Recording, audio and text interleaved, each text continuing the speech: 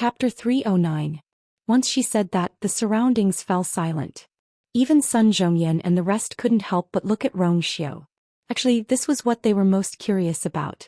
Back then, even Wei Yun was stopped outside, but Xiao successfully barged in and went all the way to the 6th floor.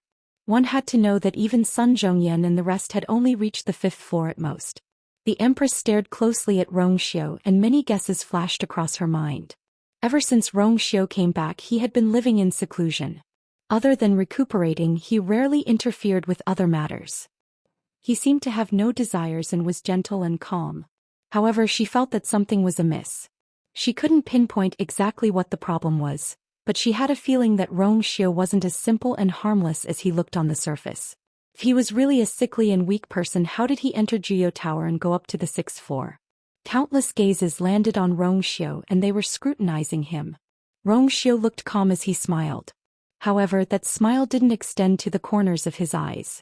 The reason why I can go up to the 6th floor is that my mother went up before. Emperor Zhou was stunned. What did you say? Xiao took out something from his arms. It was a palm-sized ring-shaped jade pendant. It was entirely green in color and looked like a leaf that sprouted at the beginning of spring. It was clear and clean. There was a pattern engraved on the jade pendant. Chu Luiwei glanced at it from the corner of his eyes and realized that it seemed to be a peach blossom pattern. This was clearly a jade pendant carved from high-quality jade, but other than that there didn't seem to be anything special about it.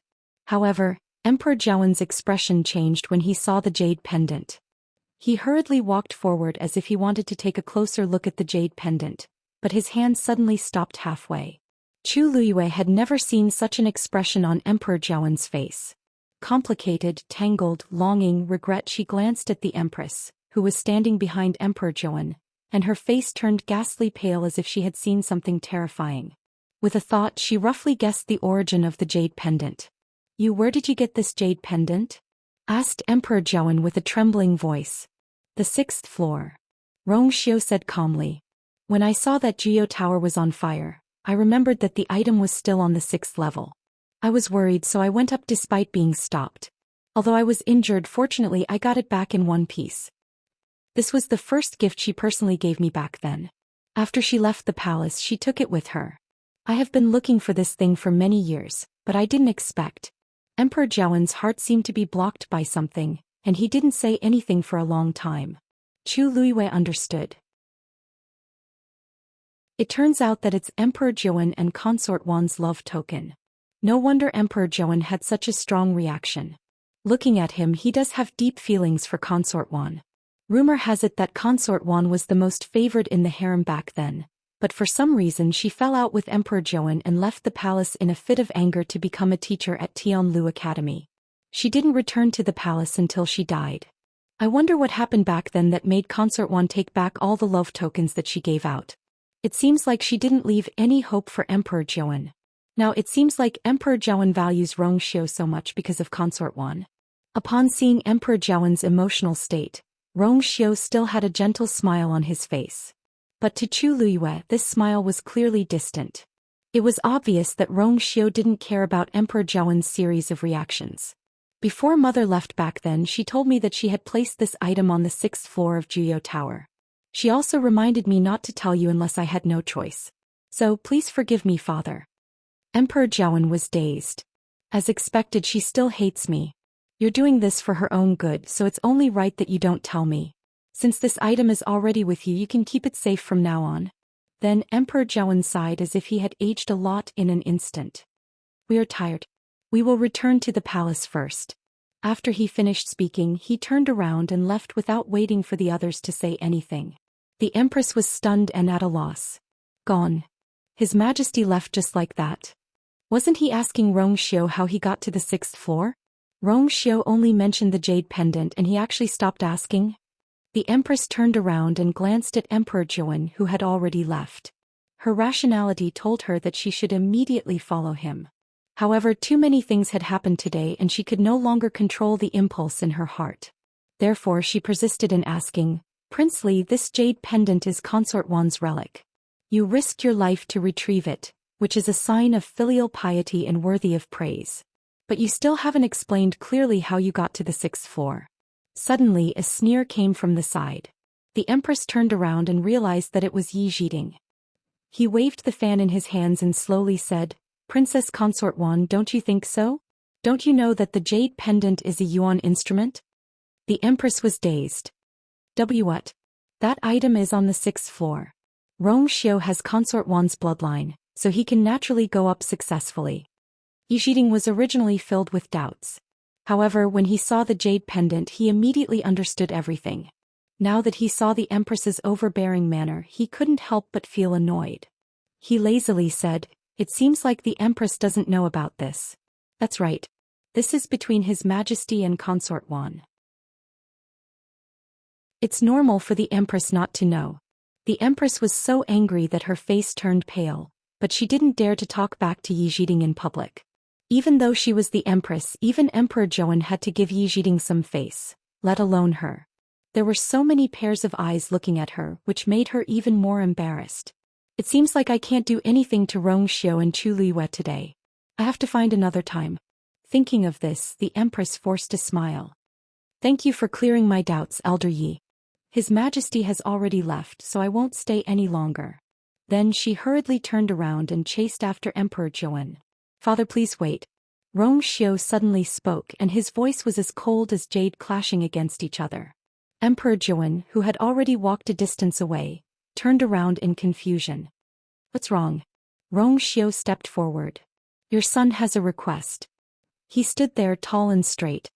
His body was clearly stained with messy bloodstains, but his eyes were calm and noble, making one unconsciously respect him. Emperor Zhou asked, "What's wrong? What's the matter?" Rong Xiu's thin lips curved up into a perfect smile. "This time I entered Juyo Tower to save Ms. Chu. It's fake, but it's true that I adore Ms. Chu." Chu Liyue's heart skipped a beat. Then he saw the man, who was always elegant and graceful, stretch out his long arm, lift his robe and kneel down. "I don't have any other wishes in this life. I only want to hold one person's hand and grow old with her, just like what Mother said. Father, please grant me this marriage." Mobile users, please browse and read. A better reading experience comes from IUN. Chapter 310. Chu Liyue had never seen this man kneel before.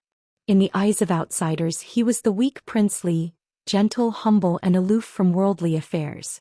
However, she knew that his strength was tyrannical and he was decisive in killing. He was a supreme and honorable expert. A man like him would never lower his head to anyone. But now he knelt down so decisively for her. All for the sake of a legitimate marriage contract. Chu Liyue felt something overflowing from her heart, which made her limbs numb and dazzled. Everything around her became blurry and only that person's figure became clearer. He was dressed in white and his body was covered in blood. Those terrifying wounds were a ghastly sight to behold. However, his shoulders were straight, and it was as if he could always shelter her from the wind and rain. He left so many wounds on his body without hesitation, but he couldn't bear to stain her body with even a little bit of blood. He said, "It's true that I admire her." He said, "Hold her hand and we'll grow old together." He said. Chu Liyue's eyes reddened and something sturdy in her heart seemed to shatter. She suddenly thought that if she didn't experience the heart-wrenching betrayal in her previous life and if she didn't get reborn, she might not have met Rong Xiu in her entire life. If Rong Xiu was heaven's compensation for her, then she was finally willing to accept all the pain that she had gone through in the past. Some scars would never fade, and once one saw them they would remember everything that they had gone through. However, there was finally someone who could give her more joy and fill up all the regrets, giving her a peaceful and happy future. This was probably her greatest luck. Rong Xiu's words shocked everyone present. Emperor Zhou almost suspected that he had heard wrongly. What did you say? Why you want me to bestow marriage between you and Lu Yu?" Rong Xiu lightly nodded and his expression was calm and determined. This clearly wasn't a spur-of-the-moment decision. Emperor Zhou opened his mouth and scanned the two of them with a complicated gaze.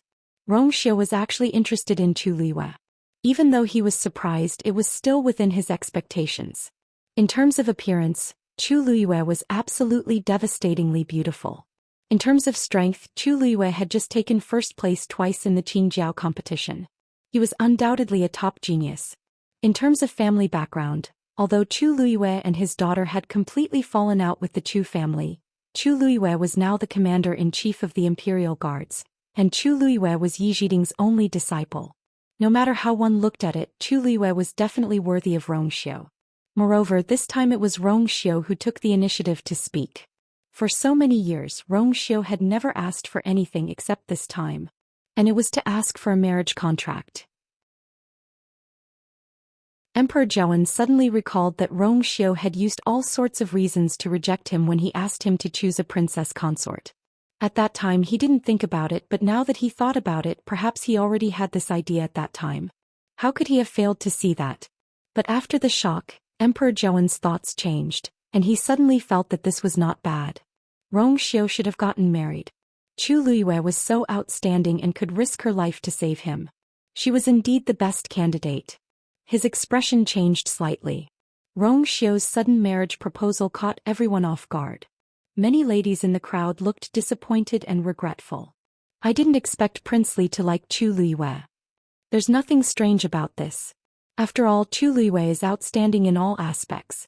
In the past, many people avoided her because she offended the Chu family and the crown prince. However, the situation changed after the Qingjiao competition. I heard that a few young masters from aristocratic families wanted to propose to her. However, since Prince Li has personally spoken, the others definitely don't have a chance. Actually, other than being outstanding, Prince Li isn't good in other aspects. Strength is everything. There's nothing special about a sickly person like him. Anyway, His Majesty loves Prince Li. So what if he's sickly? I think some people are just sour grapes because they can't eat them. Don't spout nonsense. Zhou Xian, who was standing in a secluded corner, felt her limbs turn cold as she dazedly watched the scene from afar. All sorts of discussions entered her ears, and they were like daggers stabbing into her heart. She was clearly not injured, but she felt pain all over for some reason. Previously, when she saw that Rongxiu was severely injured, she was still worried and wanted to go forward to comfort him. But now her legs felt like they were filled with lead and they were extremely heavy. She clearly heard what Rongxiu said previously. He actually said that he admires Chu Luiyue. He even took the initiative to ask for her hand in marriage. I've known Rongxiu for so many years, but I've never heard him say the word beg. Now he's actually willing to do this for Chu Luiyue. What's so good about that cunning and sinister Chu Luiyue? Zhou Xian clenched her fists and harshly shut her eyes. Chu Ning quietly walked to Chu Luiyue's side and threw her a questioning gaze. What's going on with Prince Li? Why did he suddenly ask His Majesty to grant him a marriage? He said that he admires you. Is it true? Does you like Prince Li? Chu Ning's gaze swept across the two of them and felt that his question was a waste of time. If the two of them really had no feelings for each other, why would they come out of Jiu Tower together? I actually didn't notice it at all. Emperor Zhou looked at Rongxiu and many thoughts flashed across his mind. In the end, he was only left with Rongxiu's last sentence. He enunciated every word clearly. Have you decided on her? Rongxiu nodded. Father, please grant my wish. Emperor Zhou then looked at Chu Luiyue. What about you? Chu Luiyue took a deep breath in. It's Lu Yu's fortune. Emperor Zhou kept quiet for a while and finally smiled. Since that's the case then, at this point a voice suddenly sounded from afar. Wait. I don't agree to this marriage. Mobile users, please browse and read. A better reading experience comes from IUN. Chapter 311. The crowd turned around and realized that it was the crown prince, Rongjin. Ever since he was publicly humiliated by Mu Qinghe at the palace banquet, Rongjin had been staying in Crown Prince Mansion. He originally planned to come out after the commotion died down. Hence, he didn't do anything even when he heard about Jiu Tower's changes. However, he heard that his father and mother were here, so he hurried over. He didn't expect to hear Rongxiu begging his father for a marriage once he arrived. Furthermore, the marriage was bestowed upon him and Chu Luiyue. Rongjin couldn't care about anything else as he stopped him without thinking.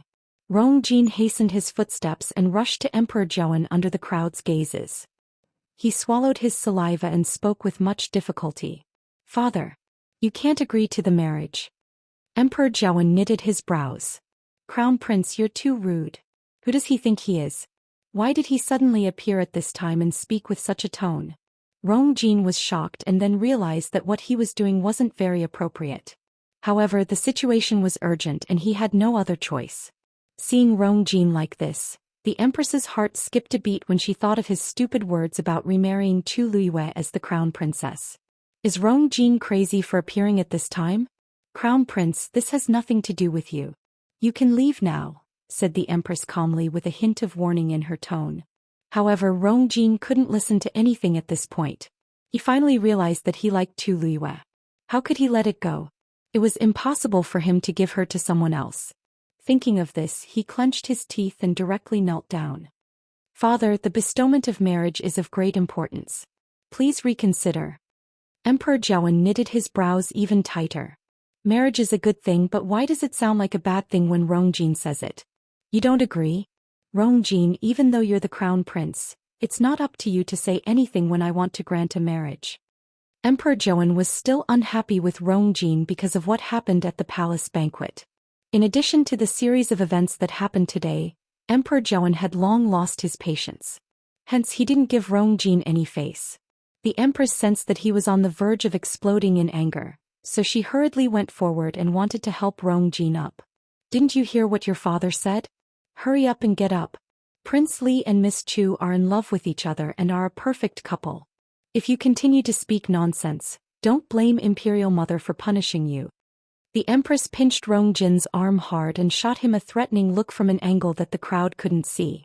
Rong Jin's impression of Emperor Zhou had already deteriorated quite a bit. If this continued, his position as the crown prince would really be in danger. Rong Jin was in pain, but he was even more conflicted. How could he not know what the consequences of his actions would be? But he couldn't help but look at Chu Luiyue. The woman was slender and elegant. Even though her body was stained with blood, it didn't detract from her elegance. In the past, this woman clearly belonged to him.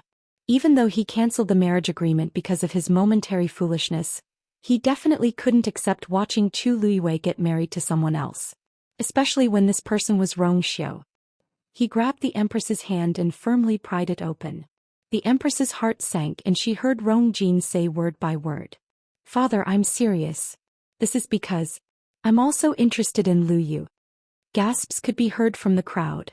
Did I hear wrongly? The crown prince actually said that he's interested in Chu Luiyue? I really don't understand. He had a marriage agreement with Chu Luiyue in the past and he was the one who wanted to cancel it. How long has it been, yet he's regretting it now. Isn't it normal to regret it? The current Chu Luiyue is outstanding in every aspect. If I missed out on such a fiancé, I'd also regret it. Even so, it's not good for the crown prince to go back on his words.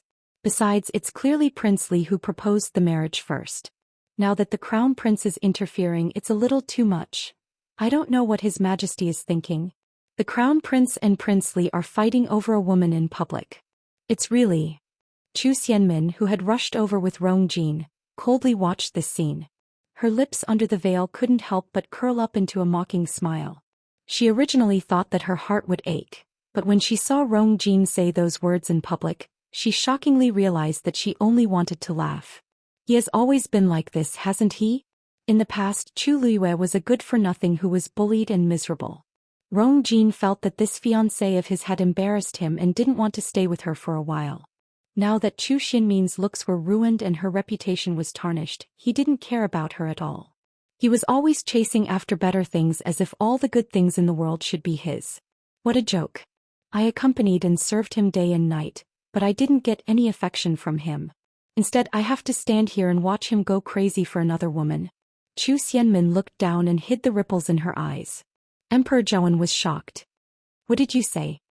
Rong Jin took a deep breath in and said, in the past I was insensible and didn't cherish Lu Yu. Now that I've come to my senses, I only hope that Father can restore our marriage agreement. I'll definitely treat her well. Father, please grant me my wish.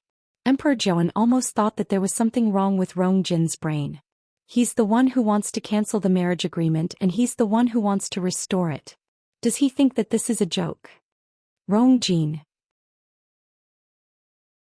Do you know what you're saying? Hollered Emperor Zhou. Rong Jin's heart trembled as he knew that Emperor Zhou was really angry. He clearly knew that his actions hurt Emperor Zhou's reputation. But things had already reached this stage and he couldn't back down. He had already knelt down and said what he wanted to say.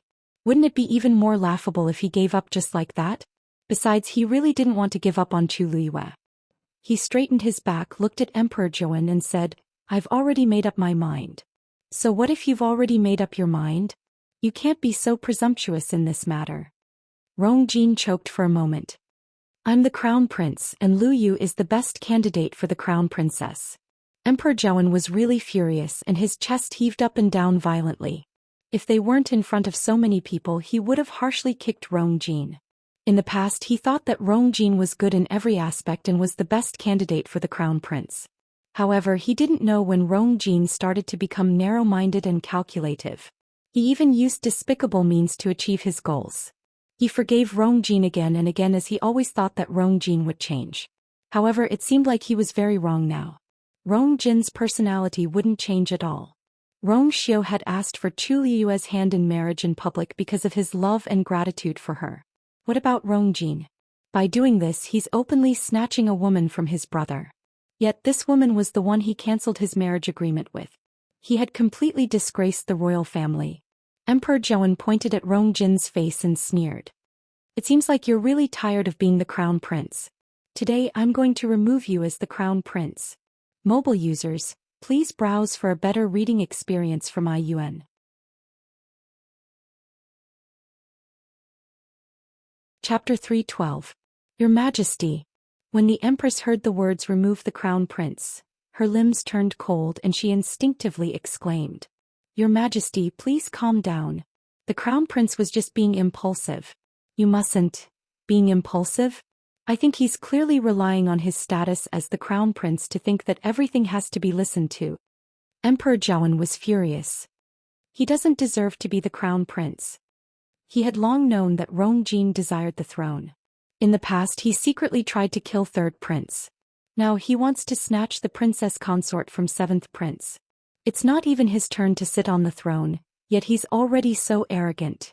Once he takes power in the future, I don't know what he'll become. The Empress's legs turned to jelly and she almost collapsed on the floor. Emperor Zhou's sentence was equivalent to sentencing Rong Jin to death. Once he was really removed, he would never be able to make a comeback. "Your Majesty, it's all my fault. I didn't teach the crown prince well.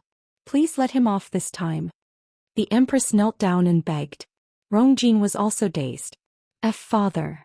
I just want to marry Chu Liyue as my princess consort. I didn't do anything outrageous, so why is father so angry? He even wants to remove my crown prince position." An extremely loud slap suddenly rang out. The Empress harshly slapped Rong Jin and hollered, "Hurry up and apologize to your imperial father." Rong Jin's face was slapped to the side and his cheeks quickly swelled up. Blood even seeped out of the corner of his lips. It was obvious how hard the Empress slapped him. "Why are you in a daze?" The Empress was very anxious. Her face was green and white and tears even flowed out of her eyes. At this point, she really wanted to go forward and slap Rong Jin awake. Does he know what's going on? His Majesty has already spoken. If we don't stop this as soon as possible, the crown prince will definitely be removed. By then it will be impossible to salvage the situation. Rong Jin has always been smart, but why did he become so stupid today? No, I should say that ever since he interacted with Chu Liyue, he gradually became like this. All of this was caused by Chu Liyue. If it weren't for her. Rong Jin was dizzy from the beating, but he finally woke up from the Empress's scolding. He knelt and took 2 steps forward. "Imperial father, please calm down. I know I was wrong." Emperor Zhou sneered. "Do you know your mistake now? Weren't you acting like a crown prince just now?" Actually, even though he was angry that Rong Jin sent someone to assassinate Rong Xiu, he didn't really want to cripple Rong Xiu. The members of the royal family were heartless to begin with. Especially the emperor. If Rong Jin was ruthless enough, it wouldn't be all bad. However, today's matter made him extremely disappointed. Rong Jin actually did such a thing in public for a woman. Such a person would not be able to take on such a huge responsibility. Rong Jin was flustered and he then realized that things were developing in an uncontrollable direction. Father, I didn't. But Emperor Zhou couldn't be bothered to listen to his explanation. Men, pass down the decree. Your Majesty, please wait. The Empress suddenly thought of something and her eyes lit up. She hurriedly said, Your Majesty, did you forget country Xingluo's previous invitation? Previously you already agreed to send Rong Jin over and there are less than 20 days left. If you cripple Rong Jin's position as the crown prince now, how are you going to deal with this matter? Emperor Zhou paused and knitted his brows tightly. He had almost forgotten about this matter. Actually, this invitation wasn't the most important thing. The key was that country Xingluo wanted Rong Jin and Situ Xianxia to have a marriage alliance. If Rong Jin was crippled now, then there would indeed be a lot of trouble. He still couldn't be sure if the other party valued Rong Jin's position as the crown prince or himself. Emperor Zhou was stuck in a dilemma and fell silent. When Situ Xianxia, who wasn't far away, heard this, she was dazed. What does this mean? When did Father and Emperor Zhou agree on this? Why don't I know? Besides, I don't even know that Rong Jin is going. Country Xingluo and country Yaochen have always minded their own business. Why are they suddenly so close to each other? As the eldest princess, I don't know anything about this. Just as Situ Xianxia was filled with doubts, her heart suddenly lit up. Wait. Could it be because of what Elder Lianning said before? Father wants me to have a marriage alliance with Rong Jin? I don't even know why Father has such a thought and he seems very insistent on it. Situ Xianxia's face turned ugly. I don't like Rong Jin at all. If this can make Father give up on the idea of a marriage alliance, I really want it to happen. However, Emperor Zhou seemed very hesitant.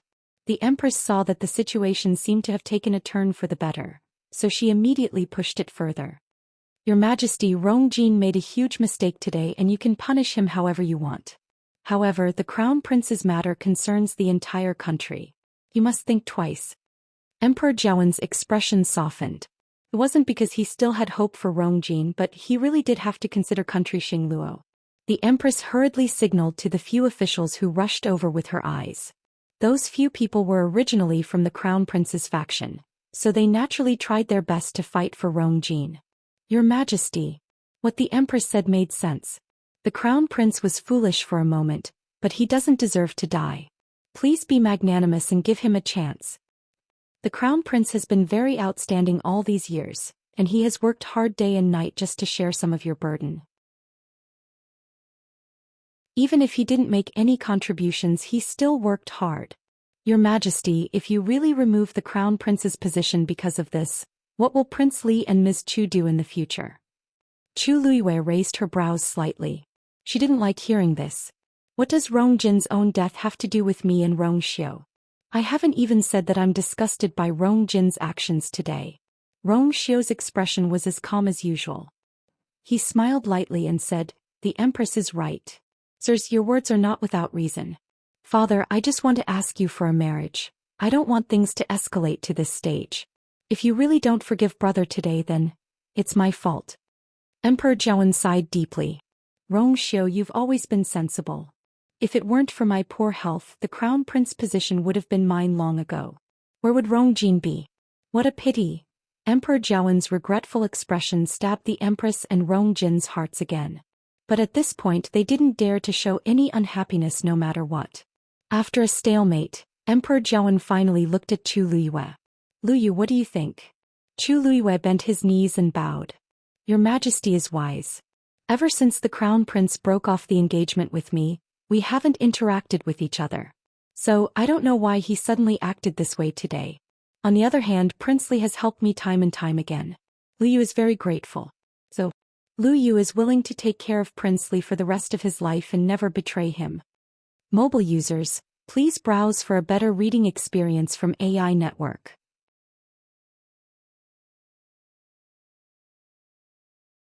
Chapter 313. She enunciated every word and sentence clearly. Emperor Zhou looked at Chu Luiyue with a deep gaze. After a while he finally spoke. Chu Luiyue, daughter of the Imperial Guards Commander Chu Ning, is gentle, elegant, and dignified. I like you very much. Today it's time for my seventh son, Prince Li, to get married. For the beauty of Prince Li, I specially betroth Lu Yu to Prince Li as his princess consort. The wedding will be held on a date. Emperor Zhaowen's low and powerful voice clearly echoed in the crowd's ears.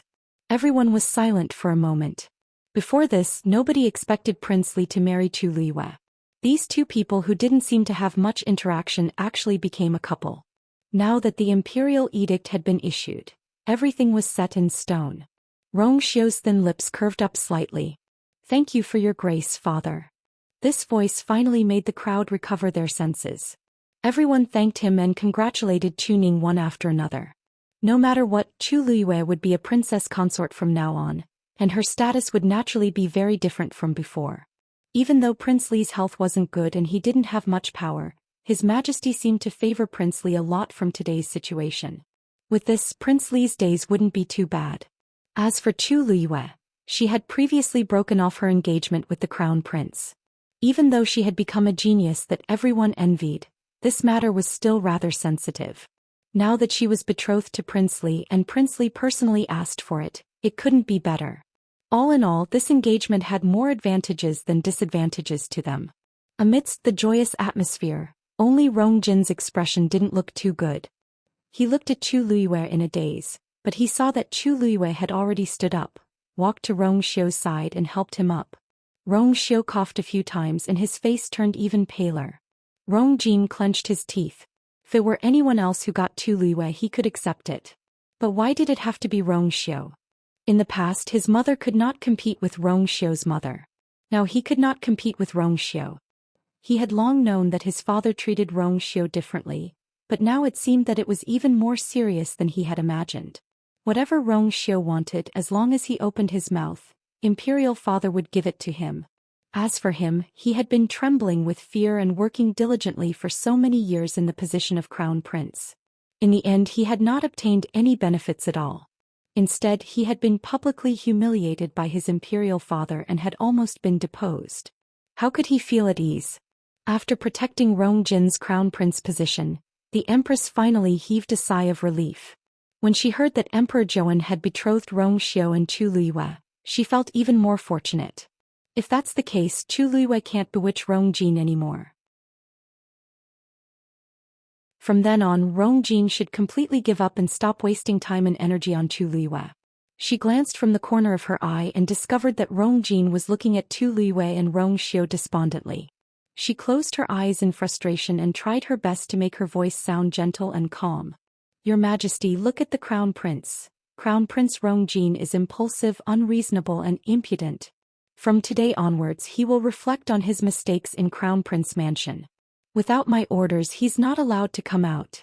Nobody else is allowed to enter and visit him." This was equivalent to house arrest. Even though he was also under house arrest as a punishment previously, most people did not know about it. But this time, in front of so many people, Rong Jin had completely lost his face. However, the Empress was already very satisfied with this outcome. As long as Rong Jin was not deposed, everything could be restarted. "Crown Prince, hurry up and thank him." The Empress glared at Rong Jin warningly. Rong Jin then recovered his senses. "Thank you for your forgiveness, father." Emperor Zhou felt annoyed just by looking at him. He grunted coldly and turned to leave. The Empress and the rest hurriedly followed. Eunuch Min first congratulated Rong Xiu, Chu Liyue, and the rest before walking to Rong Jin's side and persuading him. "Your Highness, His Majesty and Her Majesty have already left. You must be tired today. Quickly go back and rest." Then he signaled the people beside him with his eyes and quickly walked away. After walking a distance, Eunuch Min turned back to take a look. He waved his horsetail whisk and shook his head. Even if this crown prince keeps his position today, he won't be able to have a stable life in the future. Crown Prince Mansion's people hurriedly went forward and wanted to help Rong Jin up. Rong Jin then realized that there were countless pairs of eyes staring at him from the surroundings.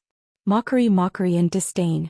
A strong sense of humiliation surged in his heart, and his face turned green. Zhou Xian walked over. "Your Highness, let's go back." Rong Jin pushed her away. "Get lost." Then he hurriedly left with indignation. Zhou Xian was pushed to the side, but she didn't say anything and just followed him silently. Their figures quickly disappeared from the crowd's sight. Quite a few people secretly sighed.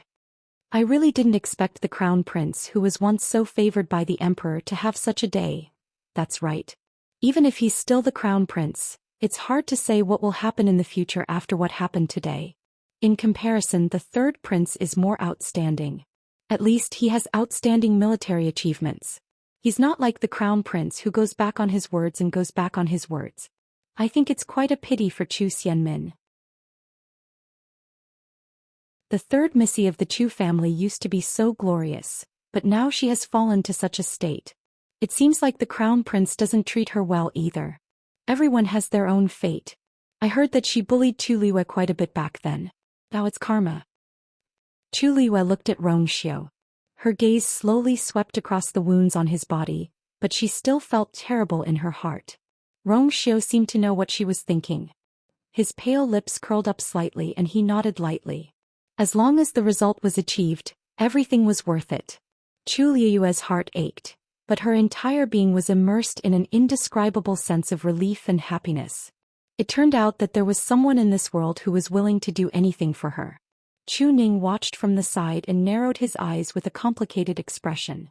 It turns out that Prince Li has long liked you. In the past he could not understand why Prince Li repeatedly helped him and his daughter. Now it seemed like he finally had an answer. Thinking about it carefully, Prince Li was not a bad choice, but it was a pity that his body was a little weak. However, compared to people like Rongjin, he was much better. He walked toward Rongxiu. Your Highness. Rongxiu smiled warmly. Lord Chuning, I'm already engaged to you. You don't have to be so polite.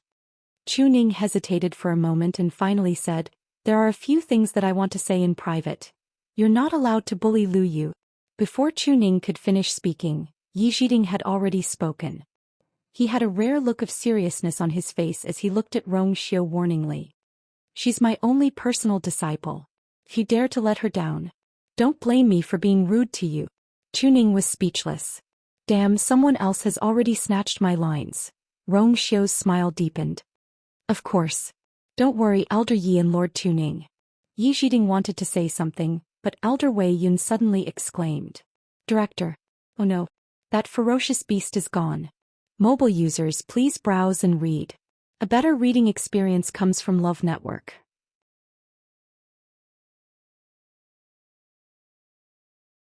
Chapter 314. Yi Zhiding was shocked. What's going on? Elder Wei Yun rushed over with an anxious expression. We checked the area under Jiuyou Tower just now, but we didn't find any aura of that ferocious beast. At first we thought that it was because Jiuyou Tower had collapsed, so it was temporarily quiet. But after waiting for a while there was still no movement. Only then did we realize that the ferocious beast was no longer in the pit of heavenly origins. Chu Liu's eyes flashed. Yi Zhiding hurriedly walked toward the ruins. How is this possible? If it had escaped, the silver pestle would have reacted. Although the locking heaven formation was broken, the silver pestle was still very useful. He could detect anything that happened in Jiuyou Tower. However, he didn't notice anything unusual just now. Elder Wei Yun was also very nervous as he wiped the sweat off his forehead. We've been investigating this for a long time, but we didn't find anything. Yi Zhiding had already walked to the side of the collapsed Jiuyou Tower. He closed his eyes and his origin power surged out. In an instant it covered him. After a while he opened his eyes and frowned. That bastard is really gone, Sun Zhongyan asked blankly. Martial uncle, you said that the ferocious beast is no longer around. What do you mean? Did the ferocious beast run away or was it dead? Yi Zhiding was silent for a while before turning to look at Tu Luiwei and Rongxiu. When the two of you were in Jiuyou Tower, did you discover anything unusual? Chu Liu's eyebrows twitched. Rongxiu was the first to speak. Not at all. At that time both of us were on the 6th level when Jiuyou Tower suddenly collapsed. It wasn't easy for us to get out. Chu Liuwei glanced at him calmly. Why did Rongxiu keep emphasizing the 6th floor? Did any of you go to the next level? Yi Zhiding asked again. Chu Liuwei and Rongxiu both shook their heads. Yi Zhiding sighed.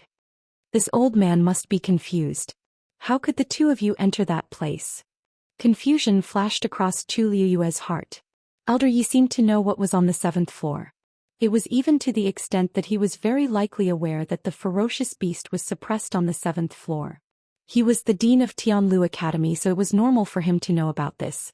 But what's going on with Rongxiu? At that time he was outside the barrier of the 7th level and he saw her come out with his own eyes. But he didn't seem to want others to know this. Obviously he knew that the 7th floor was unusual. Could it be that Xiao also knew the secret of the 7th floor? Whether it was the legendary three-eyed eagle or the heavenly square cauldron. Strange. Why did that beast suddenly disappear? Yi Zhiding slowly waved the fan in his hand, perplexed. Sun Zhongyan suddenly said, "Oh right, that green sparrow entered Jiuyou Tower just now. Perhaps I can get some clues from it?" Yi Zhiding's eyes lit up. He hurriedly walked toward Mu Qinghe. From the beginning to the end, Mu Qinghe had been watching coldly from the sidelines, but Yi Zhiding didn't mind. As the envoy of the Tianling dynasty, Mu Qinghe naturally had no reason to get involved in this. However, he was powerful and had been watching from the side. Perhaps he knew something. When Yi Zhiding walked over, Hong Yao was squatting on Mu Qinghe's shoulder, casually combing its feathers. "Vice Admiral Mu, I have a few questions. Can I ask your fiend?" Mu Qinghe glanced at Hong Yao. Hong Yao then stopped and sized Yi Zhiding up. Yi Zhiding coughed. "I wonder if your injuries were caused by that ferocious beast?" Hong Yao glared at him. Then it angrily turned its head away. "Didn't I just suffer some minor injuries? I'm basically healed now, alright? Why did he have to mention this?" Mu Qinghe was expressionless. "That's right." Yi Zhiding asked again. "Then, do you know what happened to it?" Hong Yao shook its head frantically. Yi Zhiding didn't quite believe it. "Really? Then, at least you should know if it's dead or alive, right? This green sparrow is a high-level fiend and is noble and proud. How can it let the matter rest so easily after it's injured?" Hong Yao still shook its head. In the end, it simply buried its head under its wings and refused to speak. Seeing it like this, Yi Zhiding knew that there wouldn't be any results even if he continued to ask, so he could only give up.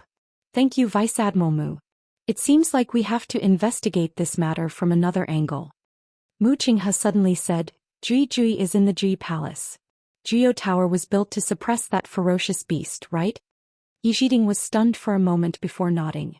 That ferocious beast has already disappeared and Jiuyou Tower's collapse is no longer important. What are you worried about? The most important thing is that the pit of heavenly origins below is still there, isn't it? Mu Qinghe's voice was still cold. Yi Zhiding's head hurt. Vice Admiral Mu is right, but, however, Jiuyou Tower had already existed since Tianlu Academy existed. Now that it was destroyed as the dean, he was still worried. That ferocious beast is... Many thoughts flashed across Yi Zhiding's mind, but he could only sigh in the end. Since things have already come to this, there's no other way. As he spoke, he turned to look at Elder Wei Yun and the rest. "Use the Xian formation to seal this place and clean it up as soon as possible." Everyone hurriedly responded. Sun Zhongyan hesitated for a moment and still asked worriedly, "Senior Marshal Uncle, why are you still here? What should we do after that, Uncle Master?" Without Jiuyou Tower, the power in the pit of heavenly origins below is still unbearable for most of the students. Don't worry about this. After some time we can just build a 9-story tower here. This new 9-story tower definitely won't be as powerful as the old Jiuyou Tower, but it can at least provide some space for the students to cultivate. Since that ferocious beast is no longer here, there's no need to be too worried. Everyone looked at each other and realized that this was the best solution, so they could only agree. Then Sun Zhongyan quickly let the students leave, leaving only the elders and teachers to deal with the ruins together. Mu Qinghe didn't want to stay any longer and turned to leave. However, when she walked past Chu Luiyue, she looked at her meaningfully. "Your ability seems to be stronger than I thought." Chu Luiyue looked calm. "Vice Admiral Mu is overpraising me. You know very well whether I'm overpraising you or not. After all, not everyone can rely on the Yuan instrument to reach the 6th level." Mu Qinghe's eyes were filled with scrutiny. Chu Luiyue smiled. "Actually, this is all thanks to Dumpling. Luyu is just a stage 2 warrior. He's really not enough." After the battle with Heng Jingchua in the Qingjiao competition, everyone knew that she had an unusual blood ferret. Mu Qinghe's gaze flashed past Dumpling, who was on Chu Luiyue's shoulder, and she suddenly said, "I feel that your aura seems to be stronger than before. I seem to have seen the aura of your magical beast somewhere before." Translator. Endless Fantasy Translation Editor. Endless Fantasy Translation.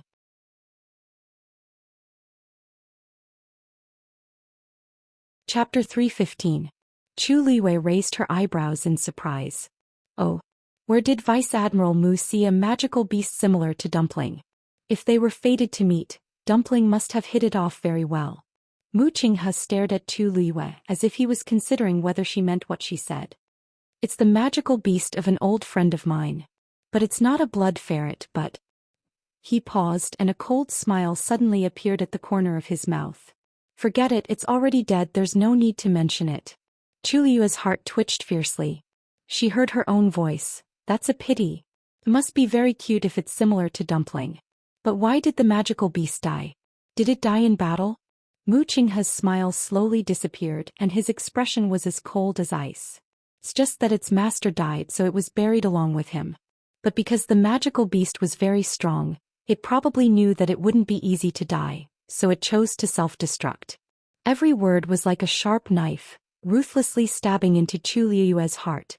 Although she had already expected it, she still couldn't accept it when she heard it with her own ears. Oh, right, that old friend of mine is the one I said you were similar to. Mu Qinghe's face was expressionless, and his tone was very calm, as if he was talking about something very ordinary. Chu Liwei forced her lips to move, but her limbs were cold and it was almost impossible for her to move. Is that so? Cough cough, cough cough. Rong Xiu, who was next to her, suddenly coughed violently. Chu Liwei quickly looked over. Rong. Your Highness Prince Li, are you okay? Rong Xiu finally stopped and his lips were pale as he smiled. Nothing. Just a little tired, Chu Liwei immediately said. Then I'll send you back to the Prince Li's residence. A faint smile appeared on Rong Xiu's face. Thank you very much. Chu Ning was also a little worried. I will go with you. After saying that, they planned to leave together.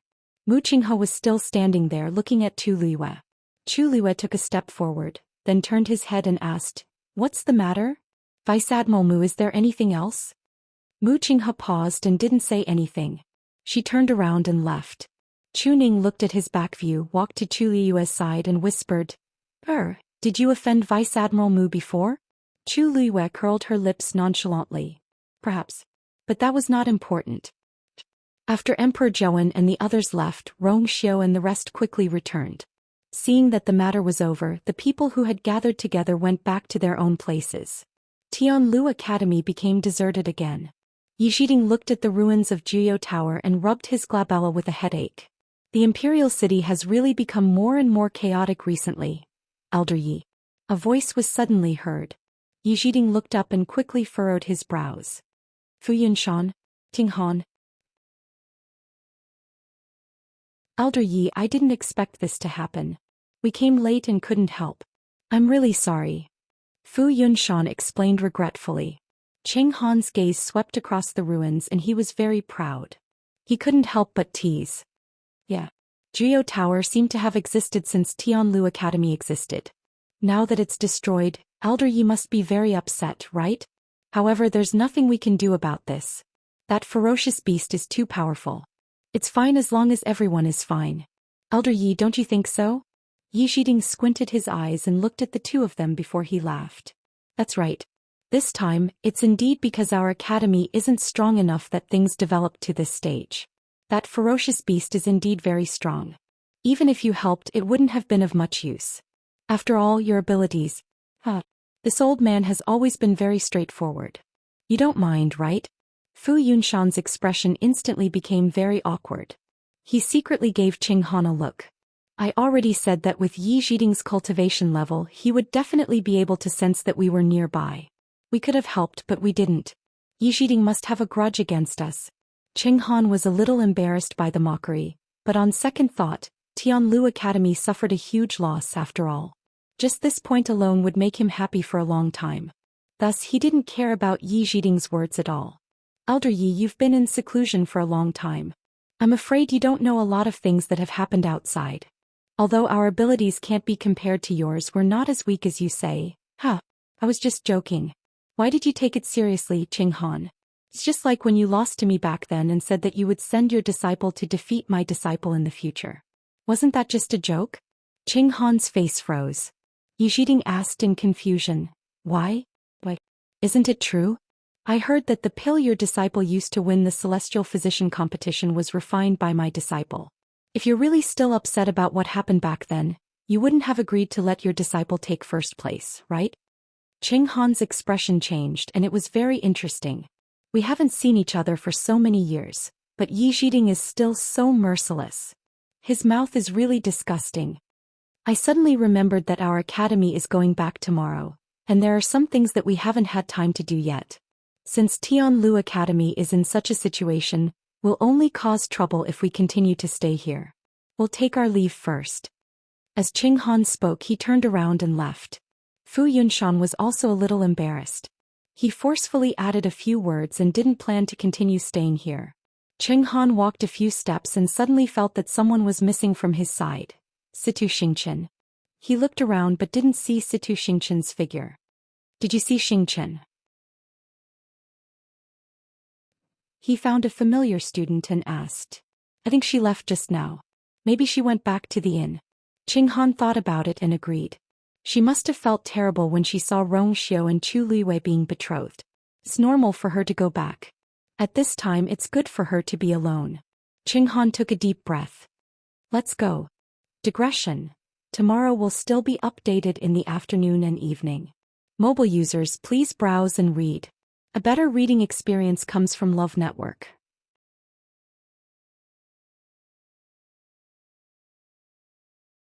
Chapter 316.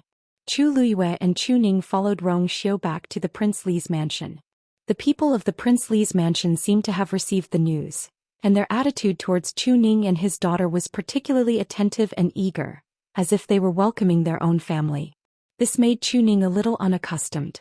After sitting in the Prince Li's mansion for a while, Chu Ning wanted to let Rong Xiu have a good rest, so he left with Chu Luiwei. Rong Xiu sent a carriage to send the two back. At first Chu Ning didn't want to go through so much trouble, but later he was really stubborn and had to agree. The father and daughter got on the carriage and sat on each side. The two looked at each other silently. Chu Ning looked at Chu Luiwei calmly and hesitated to speak as if he was thinking about how to speak. Father, if you have something to say, just say it. Chu Luiwei said softly. Chu Ning hesitated for a moment before saying, Between you and Prince Li? Is there something between you?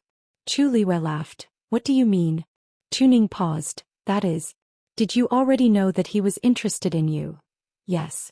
Chu Luiwei didn't intend to hide this point. As you think, Prince Li and I did have feelings for each other long ago. That's why today's marriage was granted.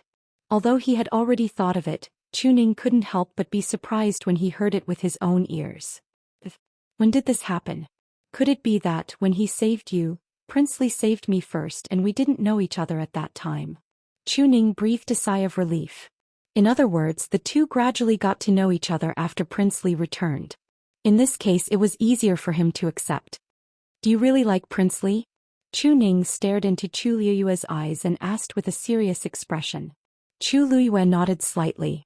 Chu Ning was stunned for a while before he murmured. Good. That's good. His expression was a little complicated, as if he was sad and happy at the same time. He understood Yu Er's character very well. If she was not really interested in Prince Li, then today's bestowment of marriage she would absolutely not agree. Prince Li is a good person. At the very least he was much stronger than Crown Prince Rongjin. In the past Yu didn't have good taste. She liked Rongjin for many years and suffered a lot of humiliation and grievances because of him. But things were different now. He could see that Li Wang valued Yu Er very much. It could even be said that he regarded her as a treasure. He could finally rest assured. Li Wang's body. Have you checked Li Wang's pulse? Do you have any way to help me recuperate?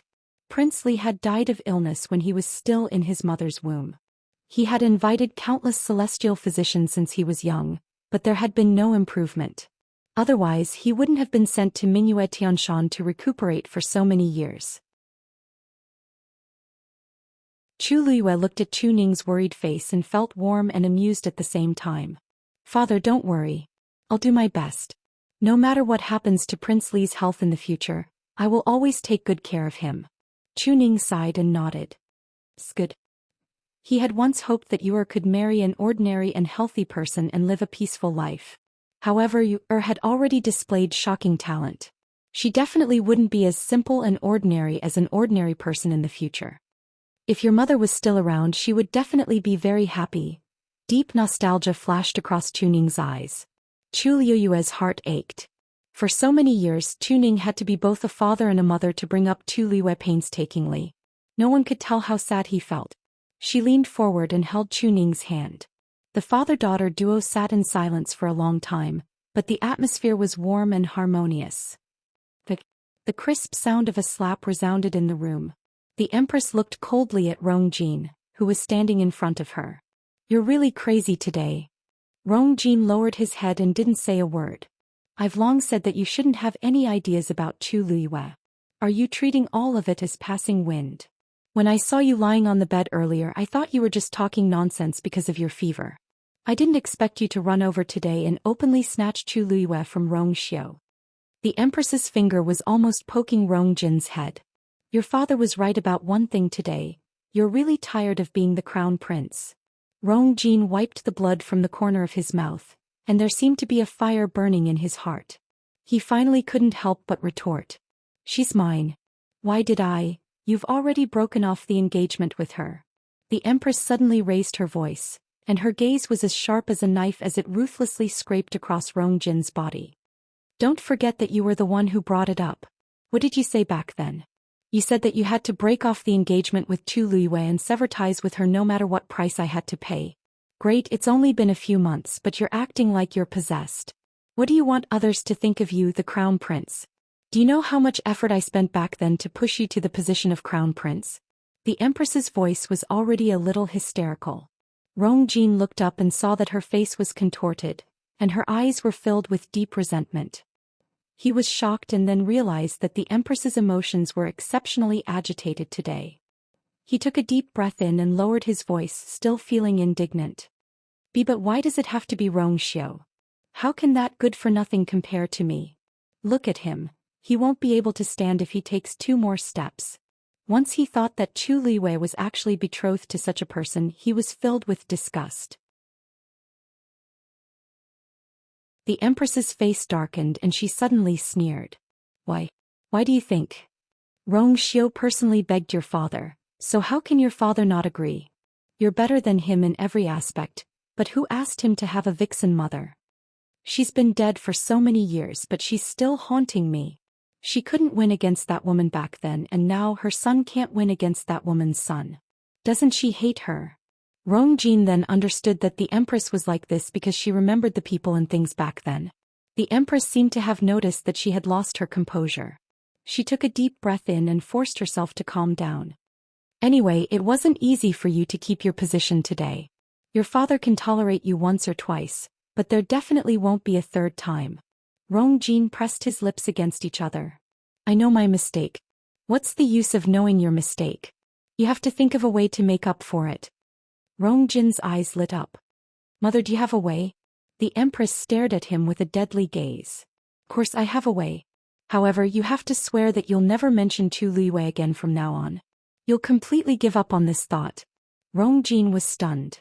"But mother, she's the only one I like." The Empress looked at him warningly. Rongjin subconsciously swallowed his remaining words. After a long time he clenched his fists so tightly that they almost broke. "Yes." The Empress heaved a sigh of relief, and her expression became gentler as she picked up the teacup at the side. "The only way for you to stabilize your position as the crown prince is to marry Situ Xingchen." Digression.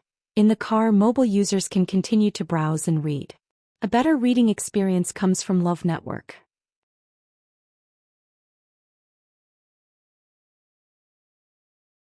Chapter 317. What? Rongjin was dazed. Country Xingluo previously mentioned to your father that they want you to marry Situ Xingchen. Situ Xingchen has a noble status and is very doted on. If you can marry her, you'll have a strong support. The Empress sipped her tea and coldly glanced at Rongjin. "If it weren't for this, why do you think your father let you off today?" Rongjin knitted his brows.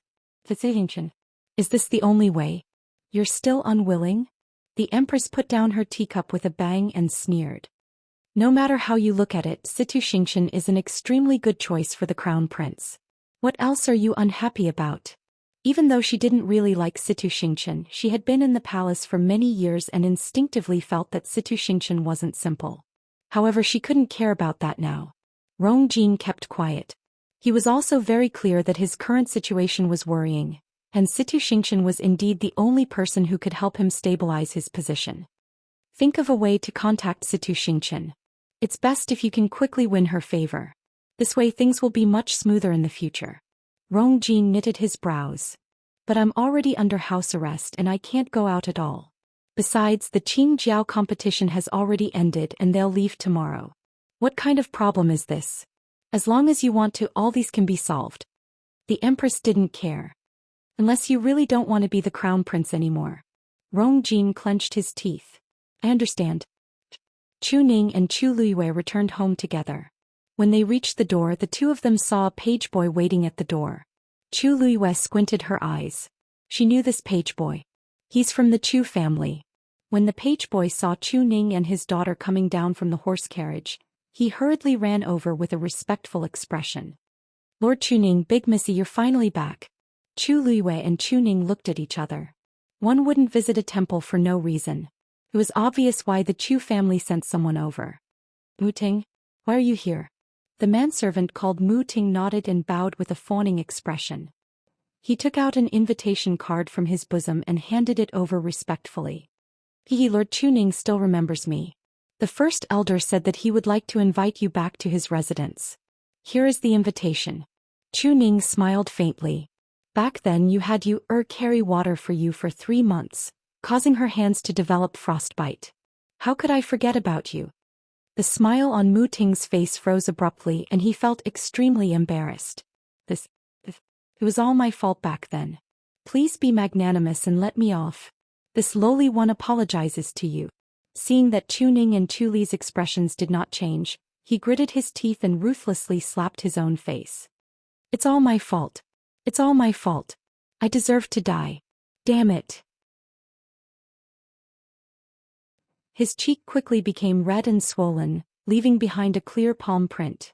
Chu Ning didn't say anything, so he didn't dare to stop. It was only when Chu Liuyue's mouth was filled with blood that Chu Ning sneered and led her toward the door. Seeing that the two were about to leave, Mu Ting panicked and hurriedly chased after them. Lord Chu Ning, I beg you to accept this invitation card. Otherwise, this lowly one won't be able to explain himself when I return. Chu Ning didn't want to pay any attention to him, not even giving him an extra glance. Mu Ting simply knelt down and kowtowed. Lord Chu Ning, I beg you. Eldest young miss, please persuade Lord Chu Ning. The corners of Chu Liuyue's mouth curled up slightly as he took the invitation card and opened it with interest. This letter was personally written by the first elder, Chu Shao, and the wording was very polite. It was clear that he wanted to reconcile. Chu Ning frowned as a trace of disgust flashed across his eyes. What's so good about this kind of thing? It will only dirty your eyes. Chu Liuyue blinked at him and then looked at Mu Ting. You're saying that if we don't deliver this invitation card today, we'll die when we return? Mu Ting said gratefully. That's right. Eldest young miss, that's great. Just take it well. Chu Liuyue smiled and stuffed the invitation card back into Mu Ting's hands. Have a good trip. I won't send you off. Mu Ting was dumbfounded. Then he realized something and his face paled. Eldest young miss, my father and I have already completely severed ties with the Chu clan. I really can't accept being called eldest young Mississippi with that. Chu Liuyue and Chu Ning turned to leave. Mu Ting's face was filled with despair. Seeing the two figures about to disappear behind the door, he anxiously shouted. Lord Chu Ning. The first elder said that even if you don't want to return to the Chu clan, please consider the patriarch. Chu Ning stopped in his tracks, a trace of struggle flashing across his face. Chu Liuyue glanced at him. Seeing this, Mu Ting felt that there was hope and shouted again. The patriarch values you the most. If he comes out of seclusion and sees the Chu clan in this state, he will definitely be very disappointed. Chu Liuyue's mouth twitched. Now he was talking about this. When the Chu clan bullied him and his daughter, they didn't consider disappointing the patriarch at all. A trace of hesitation flashed across Chu Ning's heart, but it disappeared in an instant. Scope. He didn't turn back. He pulled Chu Liuyue and was about to leave. Chu Liuyue sighed softly. Father, why don't you go back and take a look? Chuning looked up in surprise. Chu Luiyue patted his arm lightly. She didn't have any feelings for the Chu clan. The Chu clan and the patriarch of the Chu clan were not important to her. But Chuning was different. After all, the patriarch of the Chu clan was his father. It was impossible to say that there were no ties between them. Chu Luiyue knew very well that the reason Chuning had severed ties with the Chu clan was largely because of her. Mu Ting's words didn't mean anything to her, but it inevitably made Chuning waver. No matter what, you doesn't want to see father unhappy, she said softly. Chuning immediately understood what she meant and his heart warmed. After hesitating for a moment, he finally said, "Don't worry.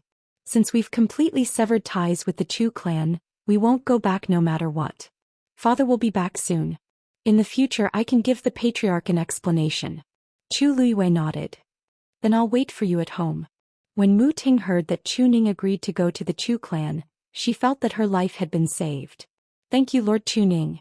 Thank you, Ms. Luiyue." Chuning and Chu Luiyue exchanged a few words, then left with Mu Ting. Chu Luiyue watched Chuning leave. Only when he couldn't be seen did she turn around, step through the door and enter the courtyard. She walked towards her room. When she reached the door, she placed her hand on the door, intending to push it open. Suddenly she paused and a cold light flashed in her eyes. The next moment she suddenly retreated. A black shadow broke through the door. In the blink of an eye, it rushed in front of Chu Luiyue. Before Chu Luiyue could see the other party's face, she was caught in a huge net. Mobile users, please browse for a better reading experience from Love Network.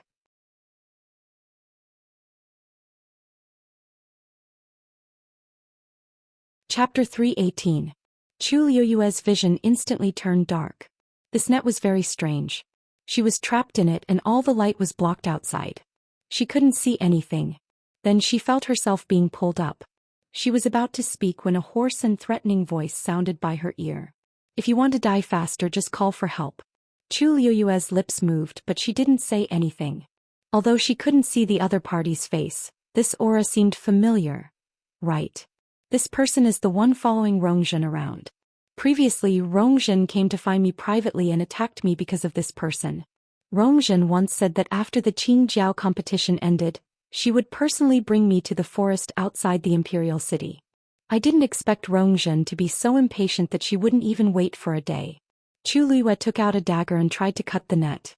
In the darkness, she heard an ear-piercing scratching sound. Chu Luiyue was shocked. There's actually an extremely strong barrier in this net. Don't waste your effort. With your current abilities, it's impossible for you to get out of here. That strange and hoarse voice sounded again with a strong sense of mockery. Chu Luiyue thought for a while and decided to just close her eyes and wait quietly. Rongzhen wanted to find trouble with me and it's just nice. I also want to end this matter once and for all. Chu Luiyue couldn't see the situation outside and could only feel herself being brought away quickly. She silently traced their route in her heart and realized that they were indeed heading out of the imperial city. She didn't know what method this person used, but the entire journey was very smooth and didn't attract anyone's attention. When they left the city gates, Chu Luiyue could even hear the guards' interrogations. But still no one noticed that something was wrong. She was brought out of the city just like that. After leaving the imperial city, that person obviously relaxed a little and sped up again. Suddenly she felt a weight on her shoulder. It was Tuanzi who suddenly came out. It rubbed against Chu Luiyue's neck and seemed a little restless. Chu Luiyue held it in his arms and gently comforted it.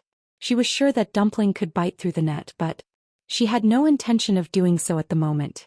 Dumpling seemed to be aware of her thoughts and immediately nestled in her arms obediently. After about an hour, that person finally stopped.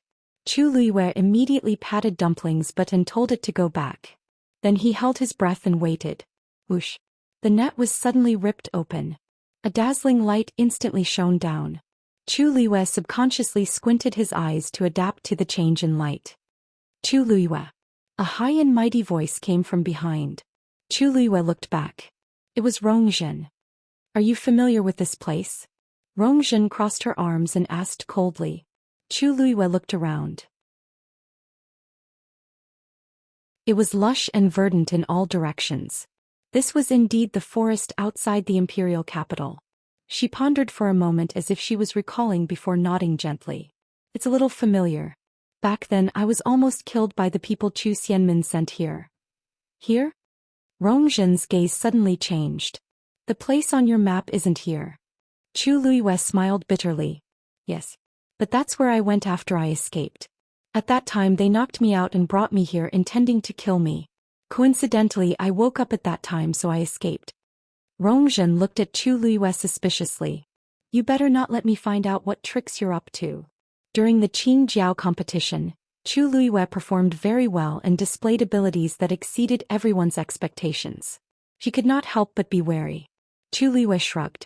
This place is deserted. I know I'm not your match so I'll cooperate. As long as you let me go in the end everything else is negotiable. Rongzhen sneered. You know what's good for you. Chu Luiyue did not say anything and looked down slightly. Bring me there now. Rongzhen gave Elder Meng who was standing behind Chu Luiyue a look.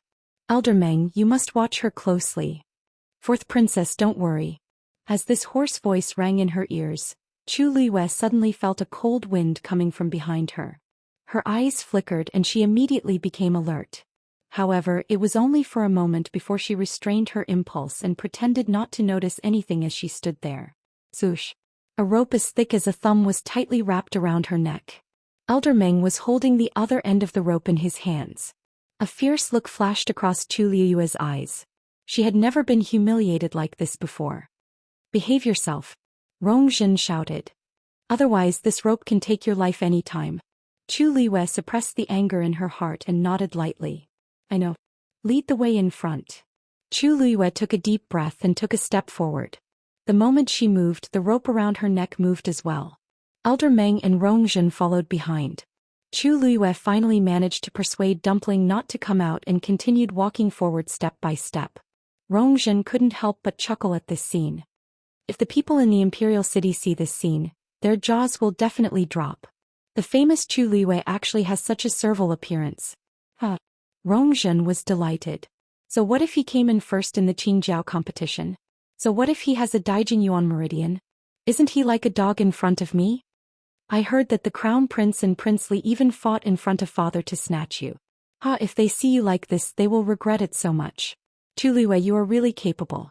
You didn't say or do anything, but you almost made father remove the Crown Prince. Chu Luiyue didn't have much of an expression. I've already cut all ties with the Crown Prince. I didn't expect today's incident either. If Fourth Princess is still angry because of this, angry? Why would I be angry? Can the Crown Prince blame others for his incompetence? Rongzhen said sarcastically. Chu Luiyue paused. That's strange.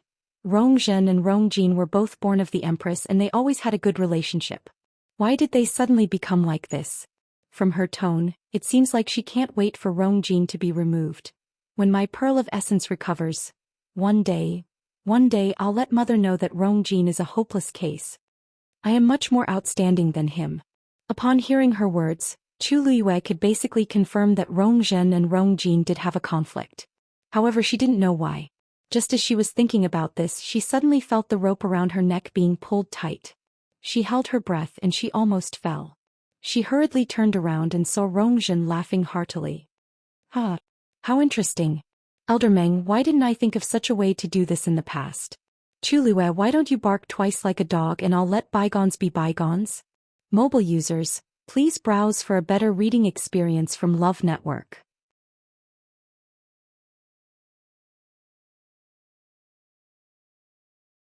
Chapter 319. Chu Luiyue stared at Rongzhen quietly.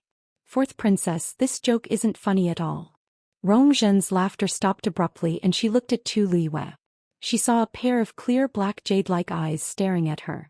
That pair of eyes was calm and unperturbed, but it inexplicably made one feel fearful. A chill seemed to emerge from the bottom of her heart, causing her to shudder. Realizing that she was actually afraid of Chu Luiyue, Rongzhen was enraged and she jerked the rope violently. What are you looking at? If you keep looking I'll dig out your eyeballs. This time, Chu Luiyue pulled the rope first and didn't let her do as she pleased. Rongzhen tugged a few times and realized that it didn't budge. She felt even more embarrassed and flew into a rage. Elder Meng. Teach her a lesson. Fourth princess.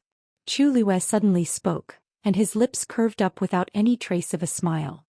Did you spend so much effort to bring me out just to teach me a lesson? Rongzhen was taken aback. I know that it's easy for you to kill me here. Perhaps no one will ever find out that it was you, fourth princess, who did it. But, are you sure this is what you want? If I die, your pearl of essence will never recover. How dare you threaten me? Rongzhen's face was a little sinister. She had already suffered enough over the past few days, and now even Chu Liyue dared to speak to her like this. She quickly took 2 steps forward, rushed to Chu Liyue and raised her hand to slap her face. It doesn't matter if I die. I'll kill you, Chu Liyue said slowly. But my father and Prince Li definitely won't let this go. Rongzhen seemed to have heard a joke. Just based on your useless father and that sickly person? Of course it's not just them. Chu Liyue stared into Rongzhen's eyes and smiled slightly. There's also Vice Admiral Mu. Rongzhen froze and her hand, which was in midair, couldn't fall. Vice Admiral Mu has only chosen me to accompany him to the Tianling dynasty. If something happens to me, what do you think Vice Admiral Mu will do? Rongzhen gritted her teeth. She had almost forgotten about this. Elder Meng tried to persuade him. Fourth princess, we can't afford to offend Vice Admiral Mu. Of course I know. Rongzhen was furious. It would have been better if she hadn't mentioned this. Now that she mentioned it, she felt even more disgusted with Chu Liyue. What right did Chu Liyue have to be chosen? She had only said a few words and was humiliated in public. However, she couldn't do anything to Chu Liyue. Even though Rongzhen was spoiled and willful, she wasn't brainless. Although he was about to go crazy from anger after thinking about it carefully, what Chu Liyue said was not unreasonable. Right now it was more important to restore his pill of origin. As for the rest, it would be the same in the future. Thinking of this, Rongzhen suppressed the anger in her heart and sternly shouted, I'll let you off this time. Hurry up and leave. Chu Liyue glanced at her, turned around and continued walking forward. Her words seemed to make Rongzhen sober up a little.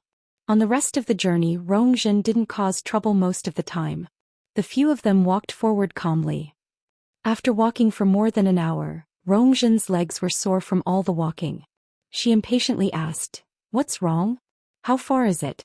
Chu Liyue, are you trying to fool me? Chu Liyue finally stopped. It's just in front.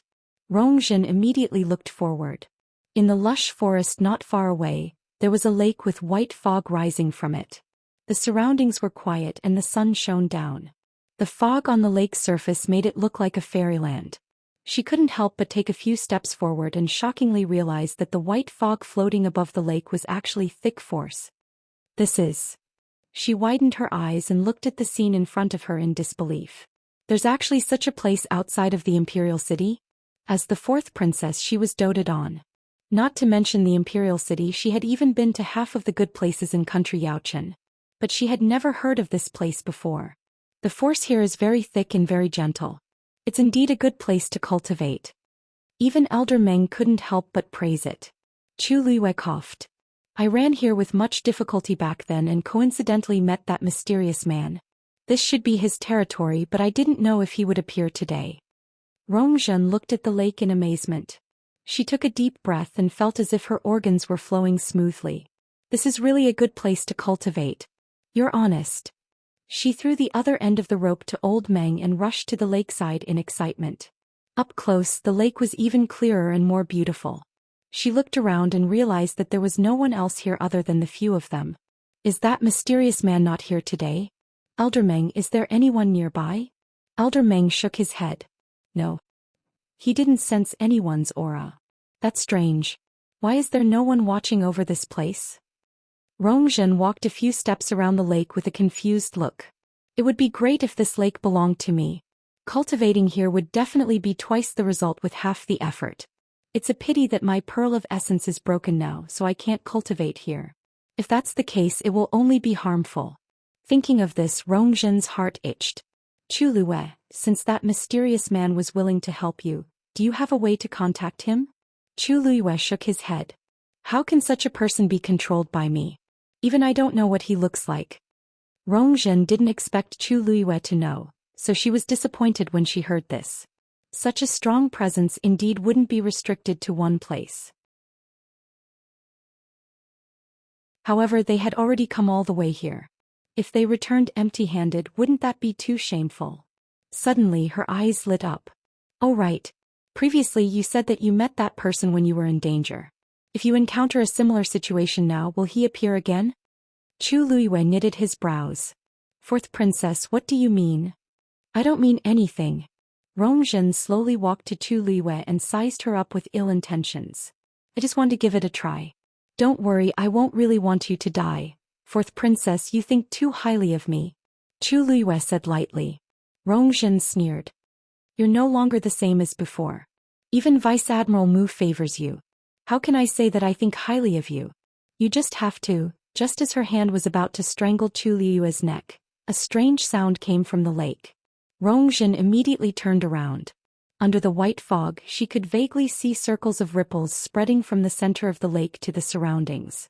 She couldn't hide her excitement as she hurriedly walked over. But just as she reached the side of the lake, a huge white figure suddenly rushed out of the lake. It was heading straight for her. Mobile users, please browse for a better reading experience from Love Network.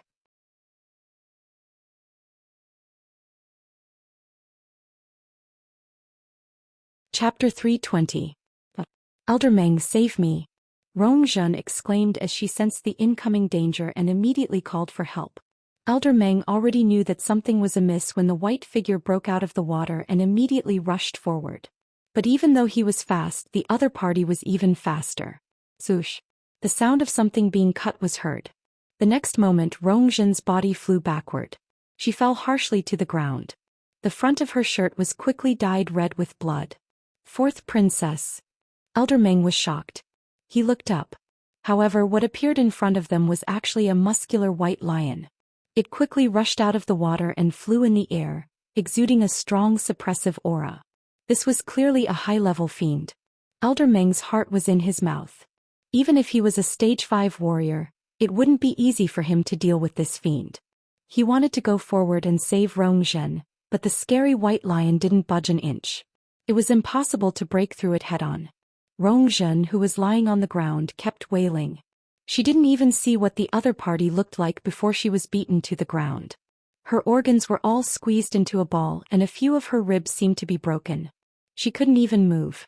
After her pearl of essence was broken, she lost all her strength and couldn't even defeat a normal adult man. She was no different from a good-for-nothing. How could she withstand such a fierce attack? Elder Meng. Elder Meng. Rongzhen's face was pale as she kept spitting out blood. She struggled to get up. But the moment she moved, it hurt like hell. Besides, she couldn't exert any strength in many parts of her body. Roar. The white lion roared at the sky. Rongzhen trembled in fear. Elder Meng suddenly realized something and turned to look at Chu Luiyue. It's you, swoosh. Chu Luiyue had an extremely sharp dagger in his hand and he slashed at the rope harshly. Elder Meng laughed mockingly. This rope is made of gold silk and white iron. You're too naive if you want to cut it with a mere dagger. Before he could finish speaking, Chu Luiyue raised the dagger and cut the rope. The cut was neat and tidy. It looked extremely easy. Chu Luiyue's lips curled up slightly. It seems that this thing of yours isn't that great. Elder Meng's anger burned as he gathered origin power in his palm. Then he swung it out. Boom. A ball of extremely pure origin power rushed towards Chu Luiyue. Chu Luiyue tapped the ground with the tip of his foot, and jumped away as light as a swallow. At the same time he shouted, "Dumpling!" A small red figure suddenly flashed by. Then he went straight for that ball of origin power. Puff! It rushed in, and its figure was instantly engulfed by the light of the origin power. Elder Meng sneered. You overestimate yourself. He had long heard that Chu Luiyue had a strange blood ferret that directly swallowed Heng Jingchua's force. But he was different from Heng Jingchua. He was a rank 5 warrior and was much stronger than Heng Jingchua. Chu Luiyue was delusional to think that he could use the same trick he used on Heng Jingchua to deal with him. It was simply wishful thinking. But at this moment, a hole suddenly appeared in that ball of dazzling origin power. A furry tail poked out. Elder Meng suddenly froze. In the next moment he saw that the ball of origin power suddenly collapsed from the middle. That blood ferret opened its mouth and sucked hard. The origin power turned into a stream of light and entered its body. Elder Meng was completely stunned. Elder Meng, save me. Rongzhen's shrill scream brought Elder Meng back to his senses. He turned back and saw that the white lion had already raised its claws and slammed down again. Boom! A strong gust of wind suddenly blew. Rongzhen's body flew up again and fell to the ground in an even more tragic manner. This time there were more bloodstains on her body, making her look even more ashen. Fourth princess. Elder Meng was extremely anxious as he hurriedly rushed over. But this time he still couldn't get close. That white lion was extremely strong and it was extremely easy for it to stop him. Seeing that Rongzhen was tortured beyond recognition, Elder Meng angrily glared at the white lion but was shocked to see that Chu Luiyue was already standing beside the white lion. More importantly, that white lion seemed to be very docile in front of her. Her hand was placed on the white lion's head, gently caressing it. Shui, well done. Chu Luiyue praised it sincerely. Ever since Rongzhen secretly found her, she had already started planning this counterattack. Since Rongzhen said that she would bring her here, she would definitely do it. It was just a matter of time. She had already told Shui to wait here and planned to come after the Qingjiao competition ended. Even if Rongzhen didn't find her, she would have gone to find her. So, even though today's incident was very sudden, it was all within her control. The murderous look in Shui's eyes instantly disappeared, and it became extremely obedient as it rubbed against Chu Luiyue's palm coquettishly. Tis, is this your fiend? No, impossible. Elder Meng was stunned by the scene in front of him and didn't feel good. When exactly did Chu Luiyue have such a strong presence? Also, this fiend seems to be very obedient to her. Even if it's not her fiend, there doesn't seem to be any difference. Shui looked up at Chu Luiyue and wanted to ask for another round of praise, but its gaze suddenly froze, and it stared deadly at Chu Luiyue's neck. Upon seeing its expression, Chu Luiyue then touched her neck in hindsight. The marks left by the rope were very clear. She curved her eyes. It's okay. It's just a flesh wound. But Shui's eyes seemed to be burning with fire. To a fiend, having a rope around their neck was a very humiliating thing. It was even more so for humans. How dare they treat me like this? Or, Shui roared angrily. Rongzhen heard this sound and was so frightened that her entire body trembled. She forced her eyes open and looked at Shui. For some reason she felt that this scene was very familiar. Right. The high-level fiend I met in the hunting ground back then seemed to be white. And this aura is exactly the same. Elder Meng. This white lion is the fiend that destroyed my pearl of essence. Rongzhen shouted in a hoarse voice. Quick. Tell father and mother. Digression. Update at 12 noon tomorrow. Mobile users, please browse for a better reading experience from Love Network.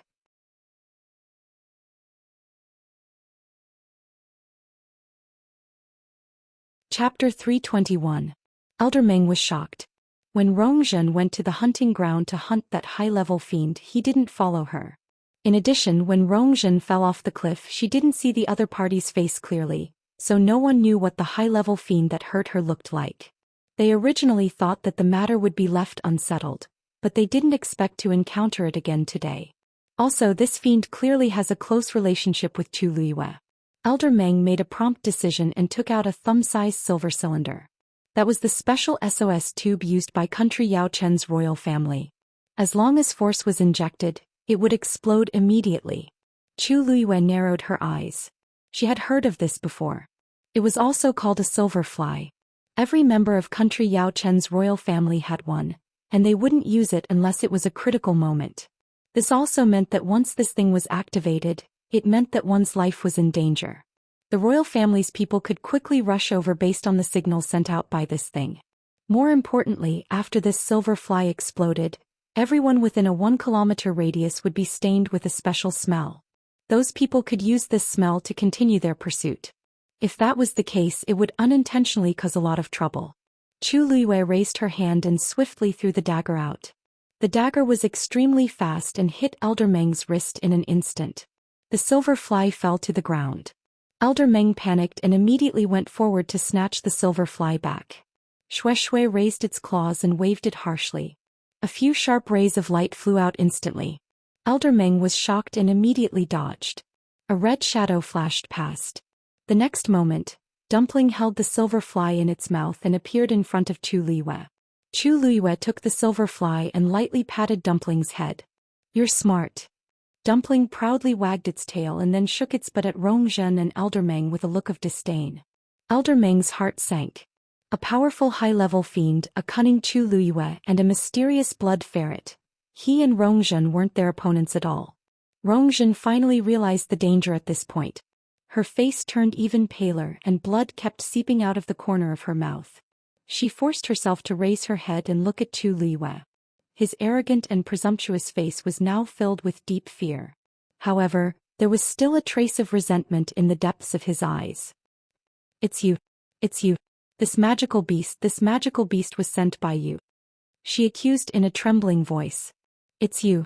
You've long harbored a grudge against me and wanted to kill me to silence me, haven't you?" Chu Liyue raised his eyebrows. "You're saying Shui is the devil beast that destroyed your essence core? Why are you pretending to be innocent?" Rongzhen was already on the verge of breaking down. Seeing that Chu Liyue didn't seem to know anything, she was so angry that her lungs exploded, and she screamed hysterically. "Back then you purposely sold the hunting ground and then secretly spread the news that there were high-level magical beasts there to lure me over. Then you sent this magical beast to sneak an attack on me, causing me to fall off the cliff. My essence core was destroyed and I was completely crippled. Everything you did was because I humiliated you at the palace banquet back then. You evil woman. The truth is right here. Do you still want to deny it?" Chu Liyue pondered over Rongzhen's words and his eyes darkened. Then he looked at Shui, who was beside him in deep thought. Shui lowered its head guiltily and stared at its claws. Chu Liyue asked lightly, Shui, "Why are you here?" "Shui, did you really push her off the cliff back then?" Shui didn't move. Chu Liyue's voice rose slightly. Shui immediately looked at her. It was just following orders. Chu Liyue stared at it for a while. After confirming that it wasn't lying, she raised her eyebrows in satisfaction. "Just admit it.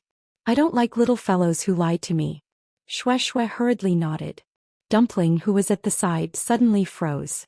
She secretly glanced at Chu Liyue to confirm that she wasn't talking about her. Then she shifted her gaze away. Chu Liyue's lips suddenly curled up into a smile. "Well done." Shui instantly heaved a sigh of relief. A huge smile appeared on its face and its white teeth were exposed. Rongzhen was about to die from anger. She really didn't know what Chu Liyue was doing now. She was clearly the mastermind behind all of this, yet she was still acting here. Chu Liyue looked at Rongzhen. She crossed her arms with one hand and played with the dagger that had already flown back with the other. She lazily said, "Rongzhen, whether you believe it or not, I didn't destroy your pearl of essence. However, I can't be bothered to explain so much to you now. Anyway, in your eyes, I'm already an evil woman. Whatever I do, even if it's killing you, is perfectly normal, right?" Rongzhen shuddered in fear. "Chu Liyue. I'm the fourth princess of country Yaoqin. You dare to kill me? Why wouldn't I dare?" Chu Liyue interrupted her and surveyed the surroundings. "This place is deserted. It's the best place to kill someone. Besides, you guys secretly brought me out.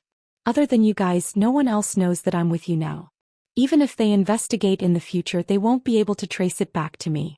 Rongzhen's lips trembled violently, but she couldn't say anything. This was because she knew very well that Chu Liyue wasn't wrong at all. She looked at Chu Liyue. That woman was standing there, her posture relaxed and languid, her face full of smiles. However, the cold glint in her eyes was even colder than the glint of the dagger she was playing with. Endless fear surged in Rongzhen's heart. At this moment she finally realized that she was a fish on someone's chopping block. Chu Liyue could really kill her here. Besides, she could definitely do it. "Chu Liyue. Please don't kill me. I was blind in the past and offended you. Please don't hold it against me, okay? I can apologize to you. If you want, you can also use a rope to strangle me. I'll bark like a dog for you, okay? Please." Rongzhen was scared out of her wits. In order to survive, she was willing to give up everything. Chu Liyue looked at her with interest. He originally thought that Rongzhen was a spoiled, arrogant, and domineering princess, but now it seemed that she was more flexible than he imagined. However, that was all there was to it. Chu Liyue smiled. Rongzhen, you don't have to waste your breath. At this moment, if you were me, would you spare my life? Rongzhen's voice stopped abruptly. Of course not. There was such a huge conflict between her and Chu Liyue. If she had the chance to kill Chu Liyue, she definitely wouldn't hesitate. Chu Liyue would definitely do the same. Thinking of this, despair gradually filled her eyes. Chu Liyue raised his chin. Don't worry. Today is a good day for me, so I'll give you a quick death. As she spoke, she pointed the dagger in her hand at Rongzhen's glabella. Wait. I can tell you a secret about Rongzhen.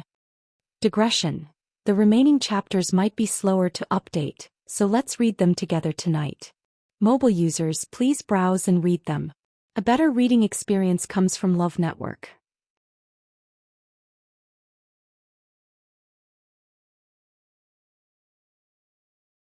Chapter 322.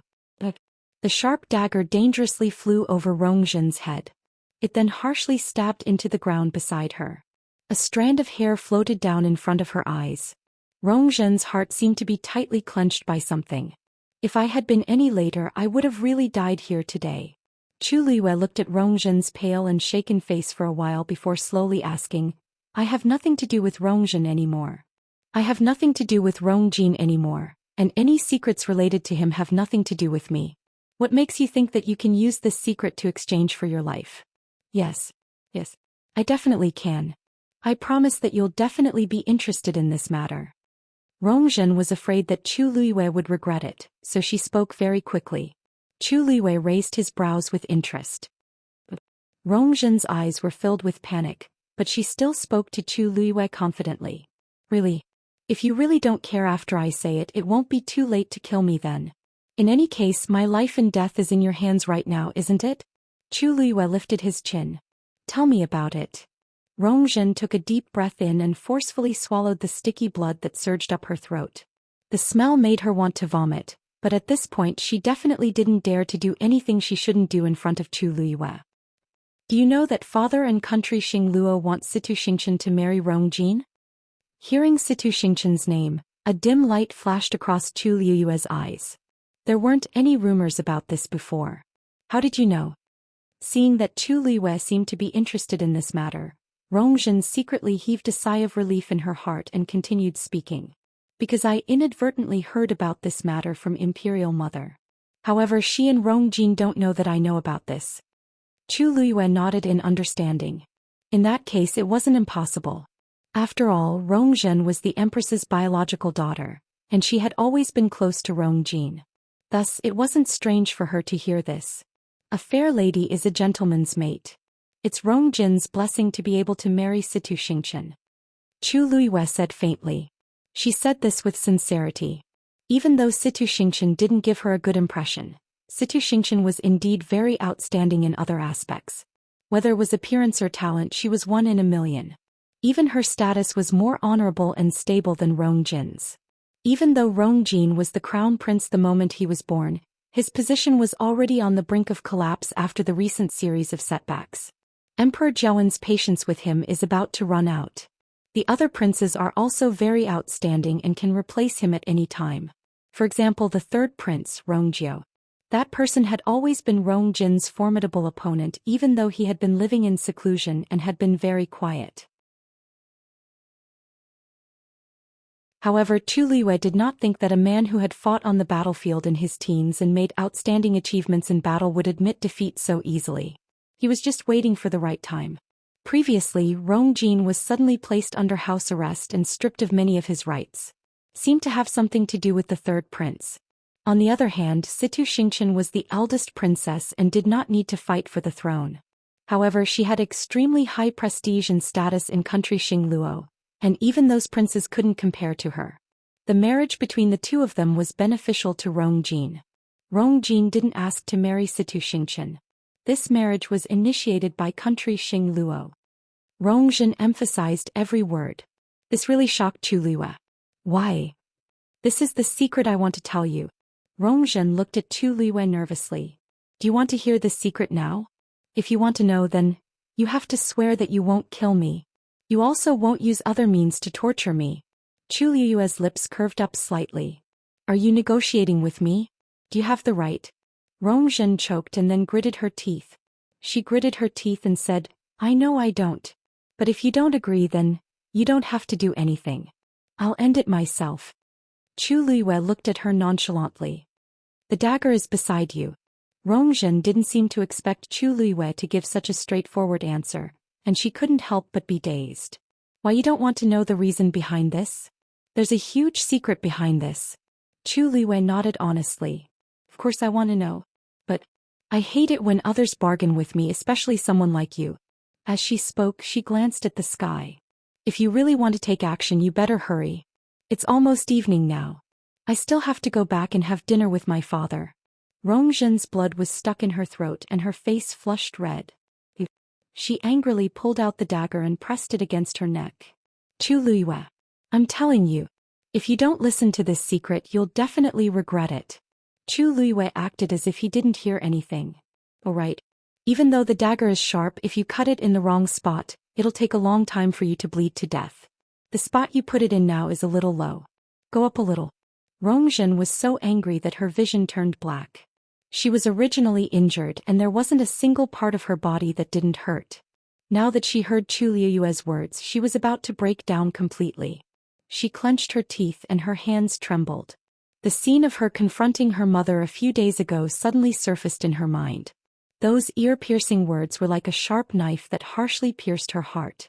Despair flashed across Rongzhen's eyes. In the past she was very talented and was doted on. However, she became a good-for-nothing overnight and she lost everything. But just because she couldn't do anything for Rongzhen, she became a good-for-nothing in her mother's eyes. She became a thorn in her mother's side. Even if she were to die here today, no one would care. Thinking of this, she slowly closed her eyes as a tear rolled down her cheek.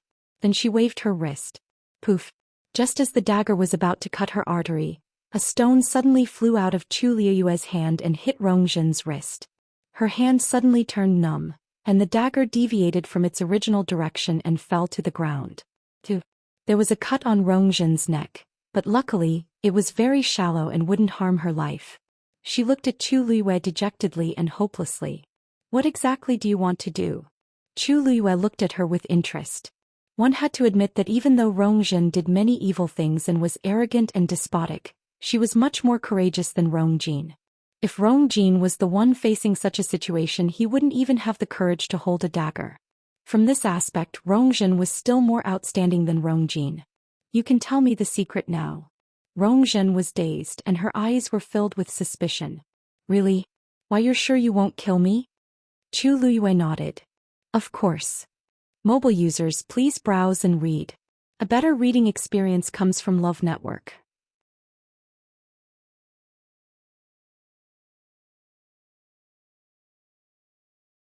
Chapter 323. After Chu Liyue finished speaking, he glanced at Shui beside him. Shui understood and immediately dashed out. His body was huge and muscular, but its speed was extremely fast, almost like a bolt of silver lightning. The next moment, it rushed in front of Elder Meng. The moment Elder Meng saw it move, he already realized the danger. He moved his feet and turned to run. But after a few steps, a white figure flashed in front of him, and the white lion appeared in front of him, blocking his path. Force gathered in Elder Meng's palm and he hurriedly threw a punch. Longyong punch. Mockery flashed across Shui's icy blue eyes. Then it raised its claws. Swish. Elder Meng's punch was harshly torn apart. Even his hands were bleeding profusely. Elder Meng was pushed back by this strong force and almost fell to the ground. When he finally stabilized himself, he saw the white lion slowly approaching him. Without a second thought, he turned around and fled. Roar. A roar suddenly sounded in the forest.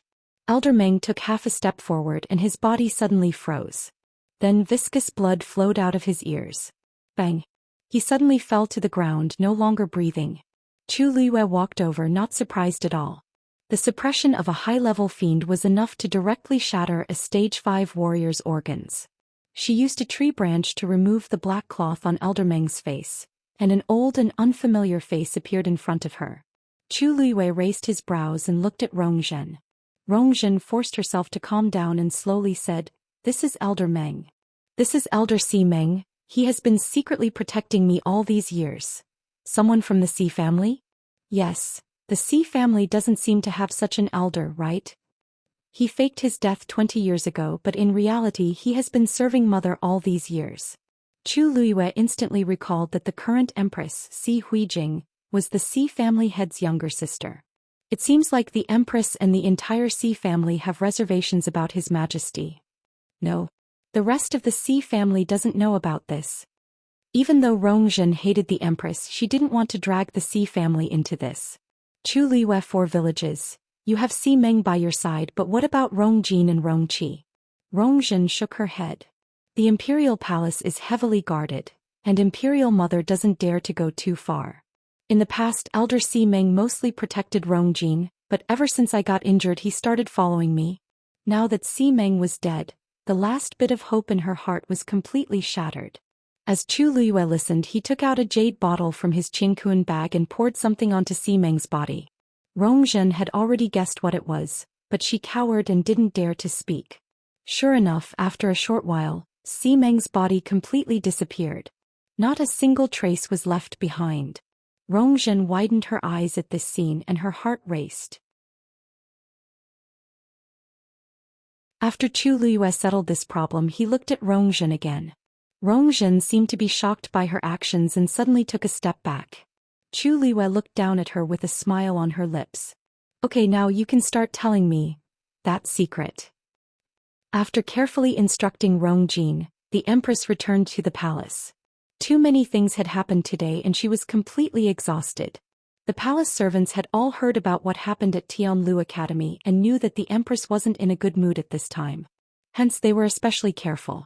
The empress returned to her room and sat down in front of the dressing table. A face was reflected in the bronze mirror. It was dignified and beautiful, but it was also old and tired. She reached out and slowly brushed past the wrinkles at the corner of her eyes. Even if she took good care of it, it couldn't withstand the corrosion of time. After all, it was different from when she was young. Even she wasn't willing to look at this face, let alone His Majesty.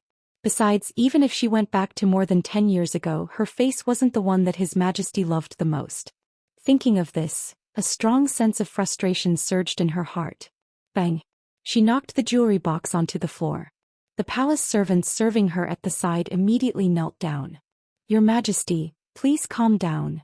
The empress wanted to get angry and kill everyone here. But in the end she held herself back. None of this was important. As long as Rongjin could stabilize his position as the crown prince, there was still hope for everything. She would definitely be the final winner. Thinking of this, she softened her tone. "You don't have to be nervous. This consort was just too tired and made a mistake. Put everything away." "Yes." The palace servants hurriedly picked up the scattered jewelry one by one and put them back into the box. The empress asked faintly, "How was the 4th princess today?"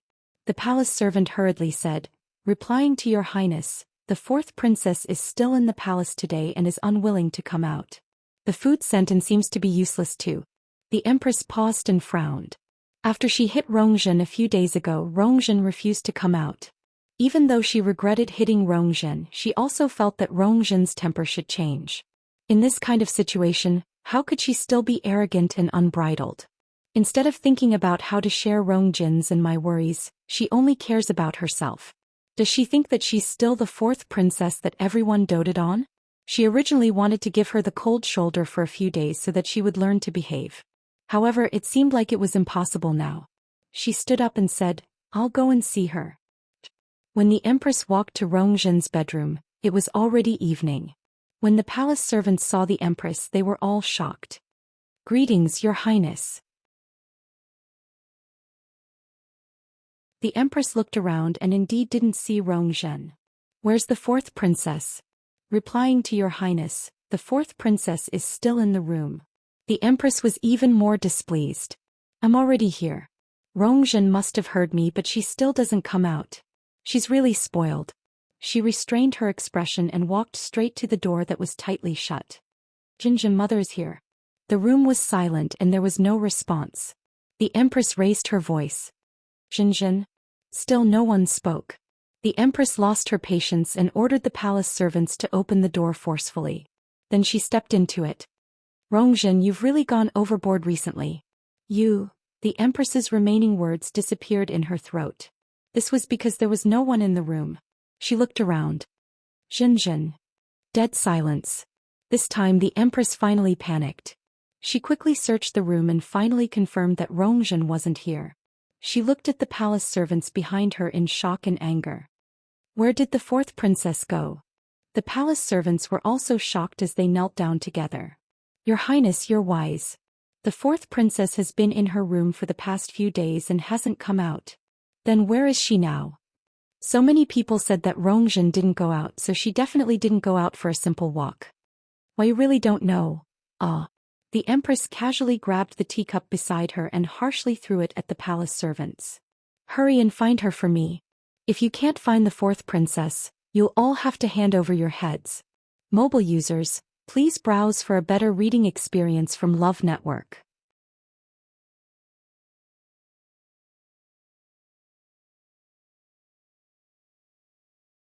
Chapter 324. Yes. The palace servants were also scared out of their wits and hurriedly responded. Just as they were about to leave, the Empress said sternly. Also, you can't let others know about this. If it reaches His Majesty's ears, be careful of your lives. Yes. The palace servants hurriedly left. The Empress's face was terrifyingly dark as she stood rooted to the ground for a while. Where could Rongzhen go? Her pearl of essence was shattered and she didn't have any cultivation left. With her own strength, it was impossible for her to avoid so many people and leave silently. Unless, the Empress suddenly thought of something and her heart sank. Did Elder Meng leave with Rongzhen? She hurriedly walked back into the house and left the palace servants outside. After confirming that there was no one around, she took out something from her arms. It was a thumb-sized jade seal. She usually used this to contact Elder Meng. She gently twisted the seal. A soft sound was heard. She looked at the bottom of the seal. But to her disappointment, there was no reaction. The Empress frowned. Even if Elder Meng left with Rongzhen, he should have received this news. In the past he would respond quickly, but now, she paused for a while and tried again. Still there was no reaction. The Empress became increasingly anxious. Elder Meng had been with her for many years, but this had never happened before. This made her feel very uneasy. She couldn't help but size up the room again. Everything was normal except that there was one person missing. The Empress felt her head hurt and rubbed her glabella. Where exactly could Rongzhen have gone? There were enough things today, but Rongzhen just had to add to the chaos at this time. If His Majesty finds out, he will blame me even more for not doing my duty as a mother.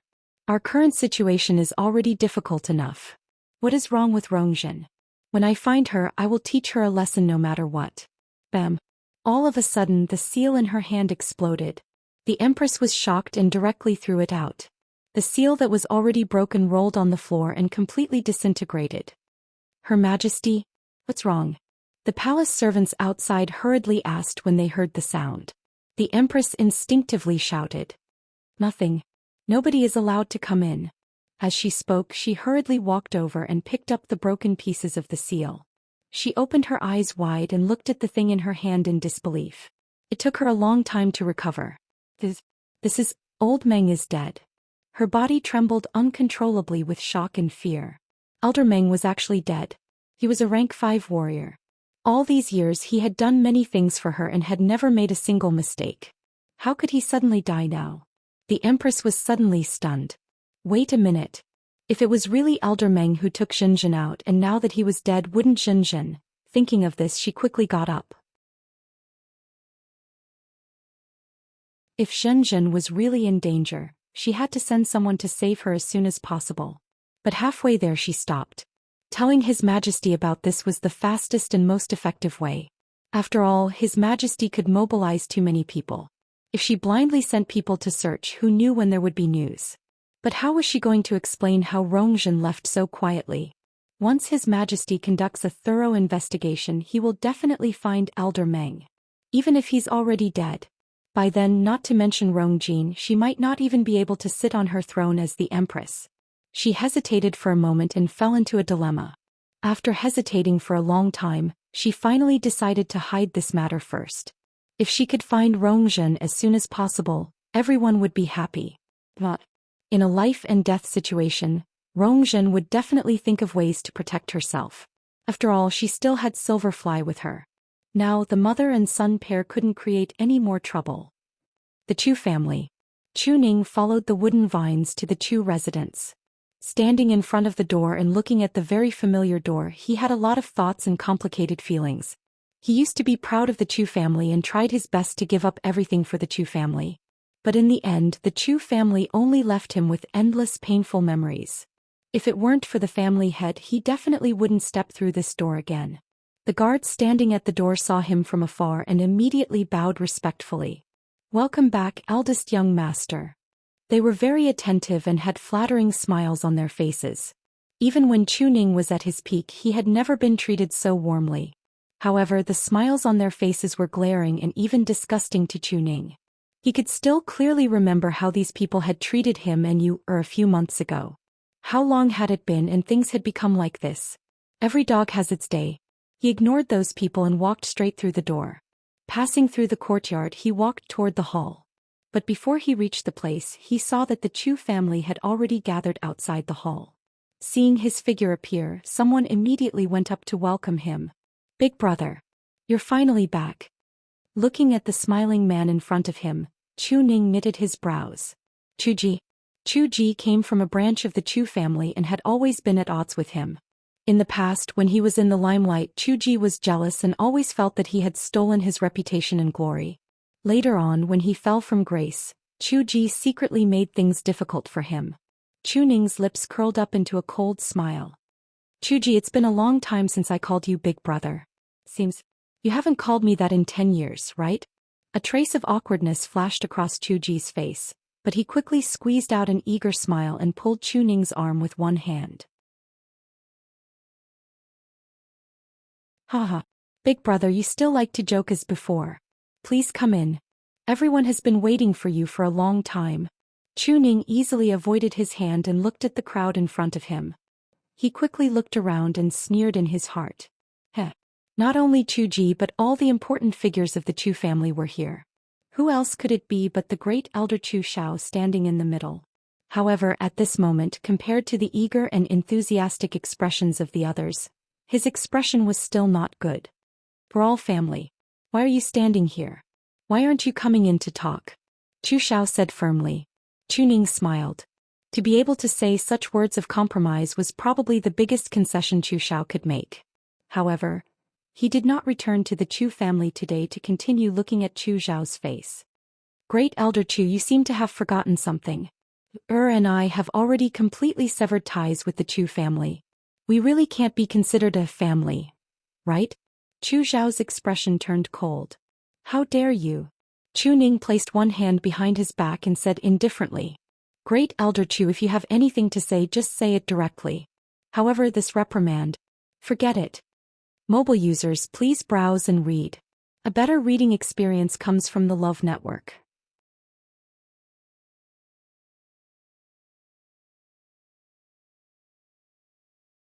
Chapter 325. Just as Chu Xiao was about to flare up, the person beside him hurriedly whispered, "First Elder. It wasn't easy for us to invite Chu Ning back. Don't fall out because of an argument. Business is more important. Business is more important." Chu Xiao could only suppress the anger in his heart. In any case, the invitation had already been written. It was not a big deal for him to lower his stance now. This was not only for the Chu family but also for himself. Thinking of this, he adjusted his expression and restrained the anger on his face. "You can't say that here. So many people are standing here. What do you think it looks like? Come in first." With that, he turned around and returned to the hall. A small portion of the others followed him in, while the majority of them were still looking at Chu Ning as if waiting for him to move. Chu Ji didn't dare to provoke him again. He only said eagerly from the side, "Big brother, please go first. You're the big brother, so you should naturally go first." Chu Ning glanced at him. There was no embarrassment on Chu Ji's face. Instead, it was filled with excitement and fawning. Seeing that Chu Ning was sizing him up, he quickly said, "Big brother, you haven't been back for a while. You might not be used to it, but don't worry, just tell me if you have any instructions. I'll definitely do it for you. Chuning could see the sincerity in his words. Chuji really did not hold a grudge over what happened just now. Instead, he was wholeheartedly trying to please him. How ironic. Chuning shook his head and walked towards the hall. Seeing him walk in, the others followed him in. Chuning was arranged to be the first on the left.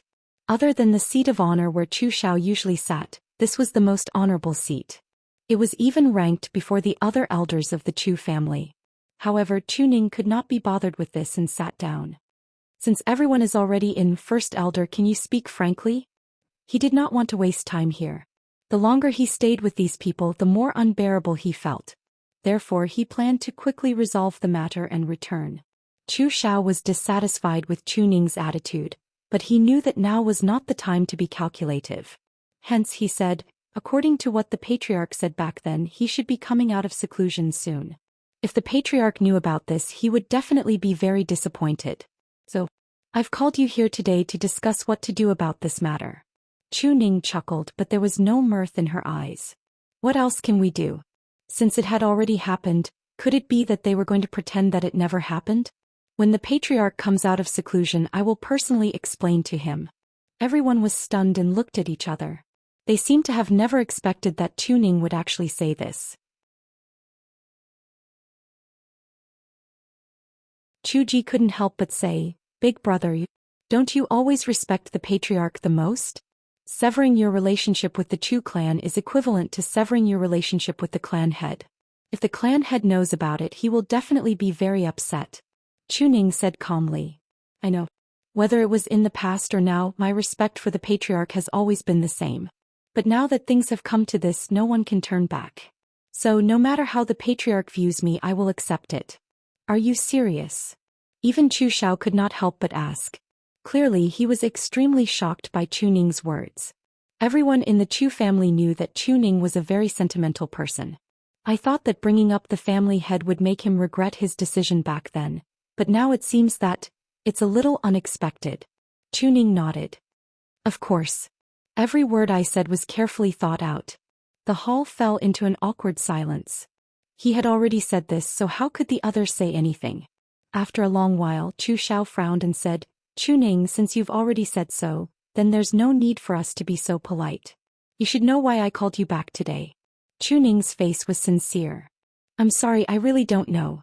Is it to apologize to you, and me, to ease the relationship with us father and daughter, or to beg us to come back? If you don't say it, how can I guess? Everyone's expression became awkward again. Chu Xiao suppressed his anger. Chuning, don't go overboard. I really don't know, that's why I asked. Is this considered going overboard? Chuning sneered and swept his gaze across everyone. You can't be asking me to come back to chat, right? Enough. Chu Xiao felt that these words were very ear-piercing. He finally couldn't hold it in anymore. He stood up angrily and stared at Chuning. Don't you just want us to admit that we want you to come back? Not beg, Chuning corrected sincerely. Chu Xiao's face kept changing between green and white. Chuning, you're right.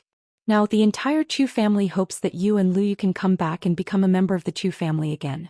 The third elder, who had been silent all this time, suddenly spoke and looked at Chuning kindly. The Chu family has wronged you and your father, so you can choose whatever you want. If you agree to come back, everyone in the Chu family will be grateful. If you don't, then what happened today never happened. The third elder's words made the Chu family members even more embarrassed. But they had to endure it. After all, someone had to say this. Moreover, they were indeed the ones who were begging. Chuning's expression softened a little, and he nodded slightly at the third elder. Thank you for pointing it out, third elder. My answer is I don't agree. This answer was also within everyone's expectations, but they had already prepared a lot of persuasive words. Chuning, think about it carefully again. After all, the Chu family is the place where you were born and raised. Don't you have any attachment at all? Yes. Big brother. If you're still angry about what happened to Chu Yan's family, then it's not worth it.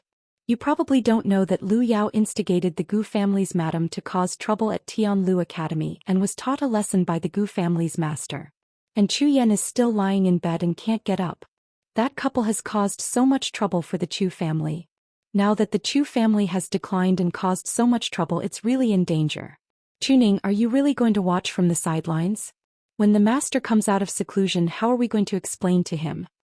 If you're still holding a grudge about what happened in the past, then we'll let you take revenge. How about that? Right, and Lu, we've already locked up all the servants who bullied her in the past. As long as you come back, you can do whatever you want with them. All kinds of voices mixed together, making Chuning feel extremely annoyed. He suddenly sneered. Is that so? If I remember correctly, many of you here have done the same thing, right? If you really want to settle the score, then you can't escape, right? The hall instantly quieted down. Chuning looked at Chu Xiao and said coldly, for the first one, why don't we start with First Elder Chu? Digression.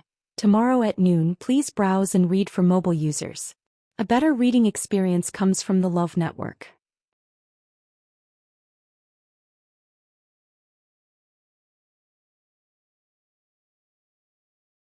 Chapter 326.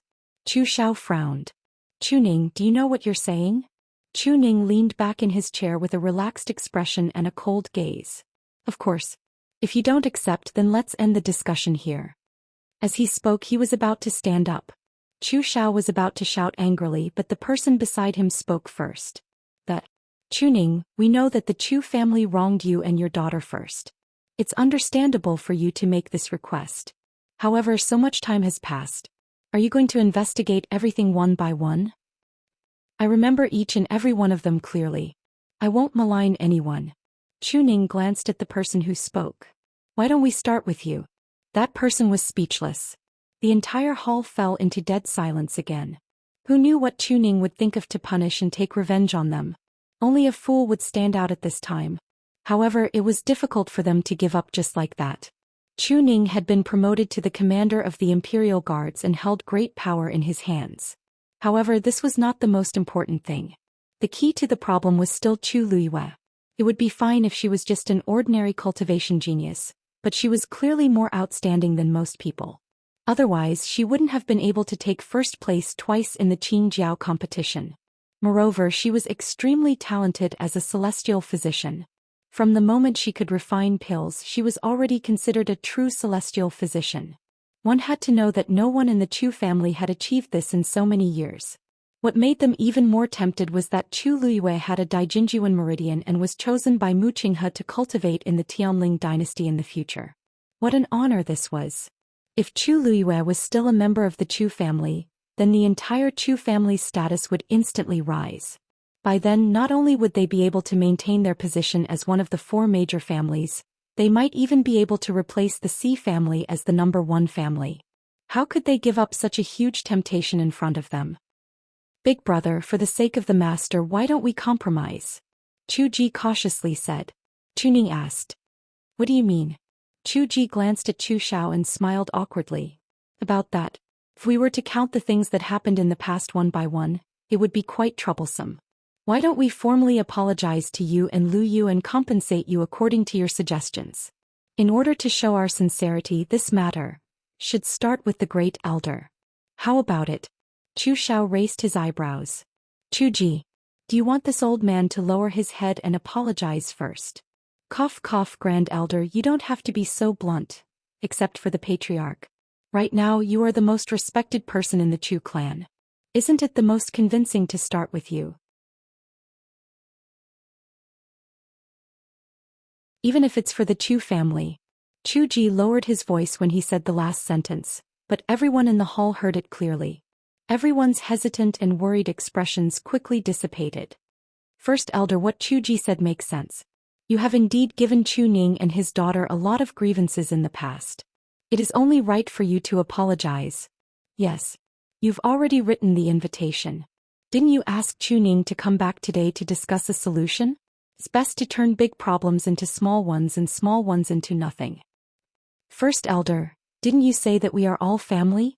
Since we are family, it's fine to lower our heads. Chu Xiao was so angry that his face turned green. These people who were usually respectful to him actually sold him out in the blink of an eye in order to establish a relationship with Chu Luiyue. After a long stalemate, Chu Xiao finally said coldly. All right. In that case, this old man will apologize to you. Chuning smiled faintly. First elder, are you apologizing or lecturing people? Chu Xiao choked. The people beside him hurriedly approached and said, First elder, think about Vice Admiral Mu. The other families didn't have the chance to establish a relationship with him. And the fact that the blood of the Chu family flowed in Chu Liu's body was indisputable. As long as they were willing to agree to come back, these small matters wouldn't be a problem at all. Chu Xiao took a deep breath. In the past, this old man did some terrible things and hurt you and your father. Now I apologize to you, I'm sorry. Chu Xiao's body trembled as he gritted his teeth. It took him a lot of effort to say these words. He was used to being high and mighty in the Chu family. Now that he had to lower his head and apologize to Chu Ning, who he had always disliked, he felt extremely disgusted and broke down in his heart. He would settle this score in the future. The others didn't care about Chu Xiao's emotions at all. They all looked at Chu Ning expectantly. He had apologized and admitted his mistake. Now Chu Ning should agree to return to the Chu family, right? But under their fervent gazes, Chu Ning didn't move. He just looked at Chu Xiao quietly as if he was still waiting for something. There's still you. His voice was cold as he said word by word. Everyone looked at each other. Chu Xiao suddenly came back to his senses. You want this old man to apologize to Chu Luiyue again? Chu Ning nodded as if it was a matter of course. Of course. I am me and you is you. Besides, she seems to have suffered more grievances than me all these years. Is it so difficult for you to apologize? Chu Xiao was about to go crazy. When did Chu Ning become so difficult to deal with? Then why didn't you say so just now? Chu Ning snorted. His gaze was mocking, but he suddenly stood up. So difficult for you to even apologize. I think the so-called compensation is even more illusory. Since you don't have any sincerity, I think there's no need to continue this conversation. He walked out of the hall. When the patriarch comes out of seclusion, I will naturally explain everything that you, and I did. I believe he will understand. This for you. Good luck. Wait. Seeing that Chu Ning was really about to leave, Chu Xiao finally threw caution to the wind. As long as Chu Luiyue agrees to return to the Chu family, then this old man will personally apologize to her until she is satisfied. How about it? Chu Ning stood still and a mocking smile appeared on his face. He turned around and looked at Chu Xiao. There's no need. Chu Xiao was stunned. What? Chu Ning laughed softly, but his voice was as cold as ice, chilling to the bottom of one's heart. The Chu family gave birth to me and raised me. If I say that I don't have the slightest bit of nostalgia for the Chu family, it would definitely be a lie. So, whether it's for the sake of the Chu family's nurturing of me in the past, or for the sake of the patriarch who is about to come out of seclusion, I can let bygones be bygones and let bygones be bygones. But you can't. I remember clearly what you did to you and I will never forget it in this lifetime. Even if all of you kneel on the ground and kowtow to apologize, even if you is really willing to forgive you, I can't do it. Digression, slowly updating. Mobile users, please browse and read. A better reading experience comes from Love Network.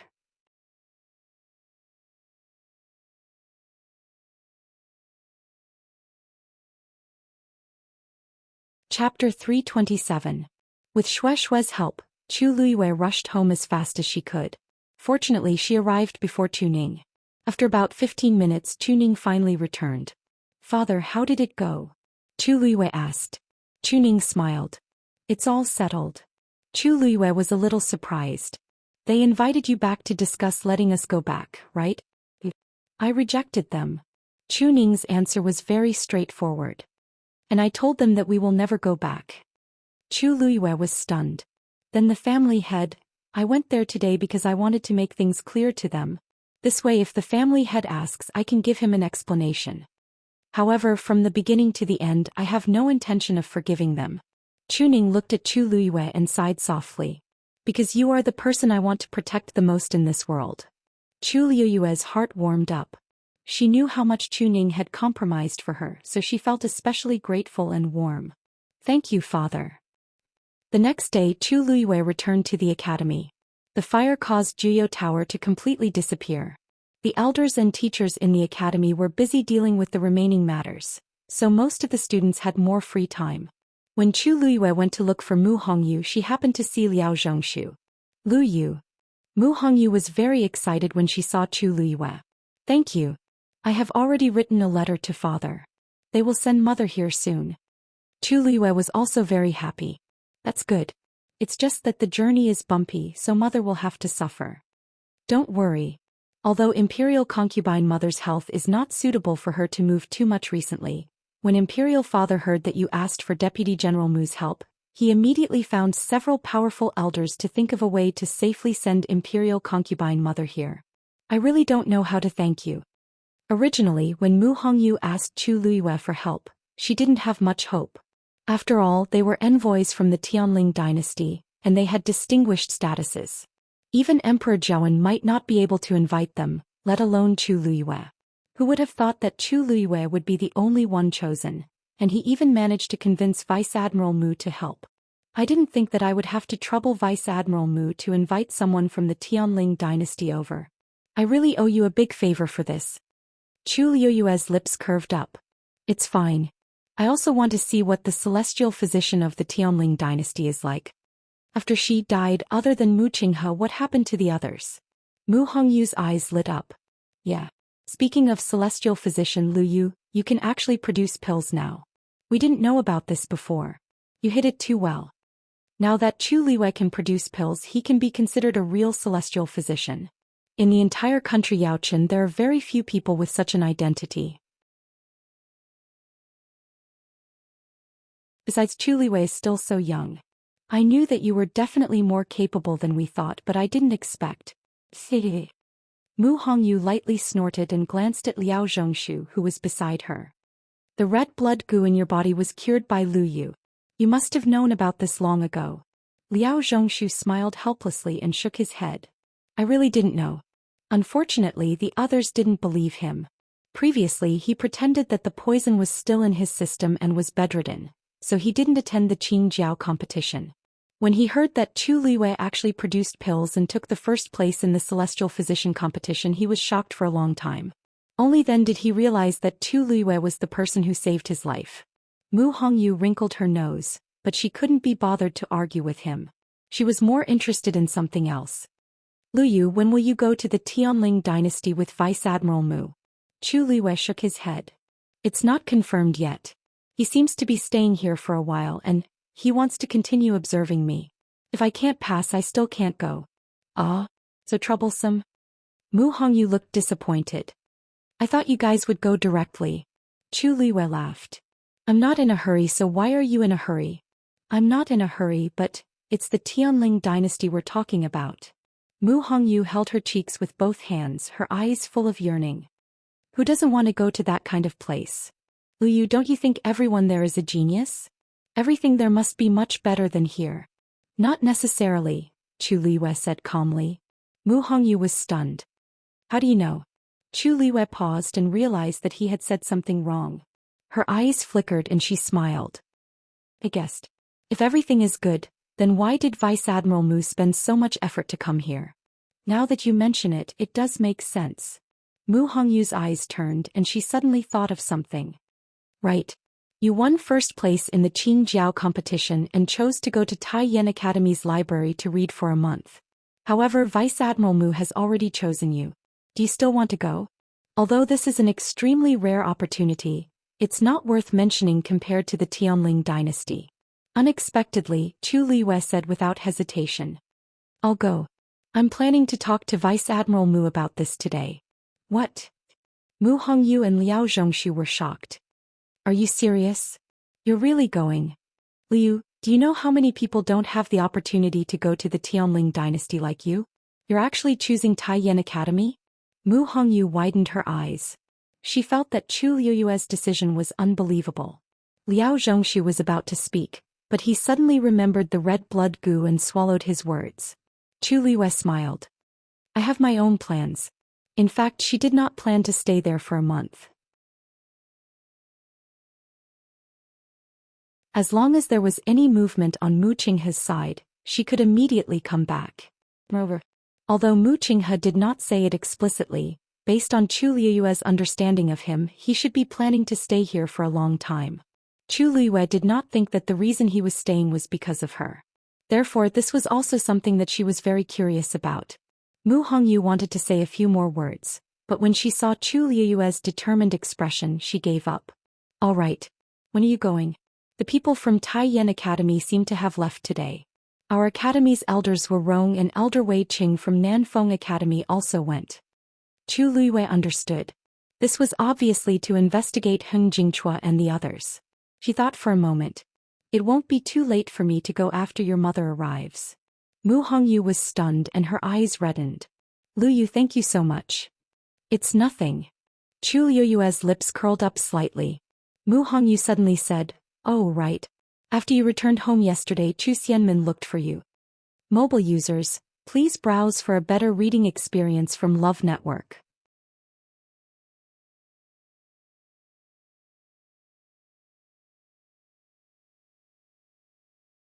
Chapter 328. This surprised Chu Liyue. She's looking for me? Yes. I don't know what she wants to do. I accidentally passed by your place yesterday and saw her loitering at your door. I went up to ask her what she was doing, but she didn't want to say anything and left in a hurry. Mu Hongyu shrugged and pouted. Maybe she wants to do something to harm you when you're not around. Chu Liyue squinted her eyes and tapped her fingers on the table. It's indeed strange for Chu Xianmin to take the initiative to look for me. However, if it's because of the person behind Red Blood Goo, it's hard to say. After all, during the Qingjiao competition she had clearly felt an inexplicable threatening aura. I have a feeling that the other party is targeting me. Then on Chu Xianmin's side, did Chu Xianmin come to the academy today? She asked. I don't know. He probably came. Are you going to look for her? Mu Hongyu was a little worried. Chu Xianmin was cunning and vengeful. Nothing good would come of her taking the initiative to look for Chu Xianmin. Besides, the crown prince even asked Chu Liyue to be his wife in front of everyone. This was equivalent to slapping Chu Xianmin in the face. I'm afraid she hates Chu Liyue to death now. However, after thinking about it, Mu Hongyu felt that her worries were unnecessary. How can Chu Xianmin be Chu Liyue's match? Go then. I'll go and confirm mother's arrangements after she comes here. Chu Liyue nodded and got ready to leave. Liao Zhongshu also suddenly stood up. I'm also leaving. Do you still not know where Chu Xianmin lives? Why don't I bring you there? The two of them looked at each other. Chu Liyue nodded. The two of them walked towards Chu Xianmin's residence. Liao Zhongshu sighed. I owe you my life. If you need anything in the future, just let me know. Chu Liyue looked at him. He had just recovered from a serious illness and his face was still somewhat pale. However, the expression in his eyes was incomparably sincere. Perhaps I can't help you with anything now, but as long as you say the word, I will go through fire and water without hesitation. Chu Liyue looked at him for a while and nodded gently. It's a deal. Liao Zhongshu smiled in relief. The two of them continued to walk forward for a while. Liao Zhongshu stood still and pointed at a certain place ahead. That's where Chu Xianmin lives. Chu Xianmin did not live with others because of her excellent results when she entered the school. I'll wait for you here. Chu Liyue couldn't help but think that Liao Zhongshu was indeed a smart person. He knew what he should do and what he shouldn't do. The smile on her face deepened as she lifted her foot and walked towards that direction. Just as he reached the door was opened from the inside. Chu Xianmin was about to leave when she looked up and saw Chu Liyue. He was shocked. What are you doing here?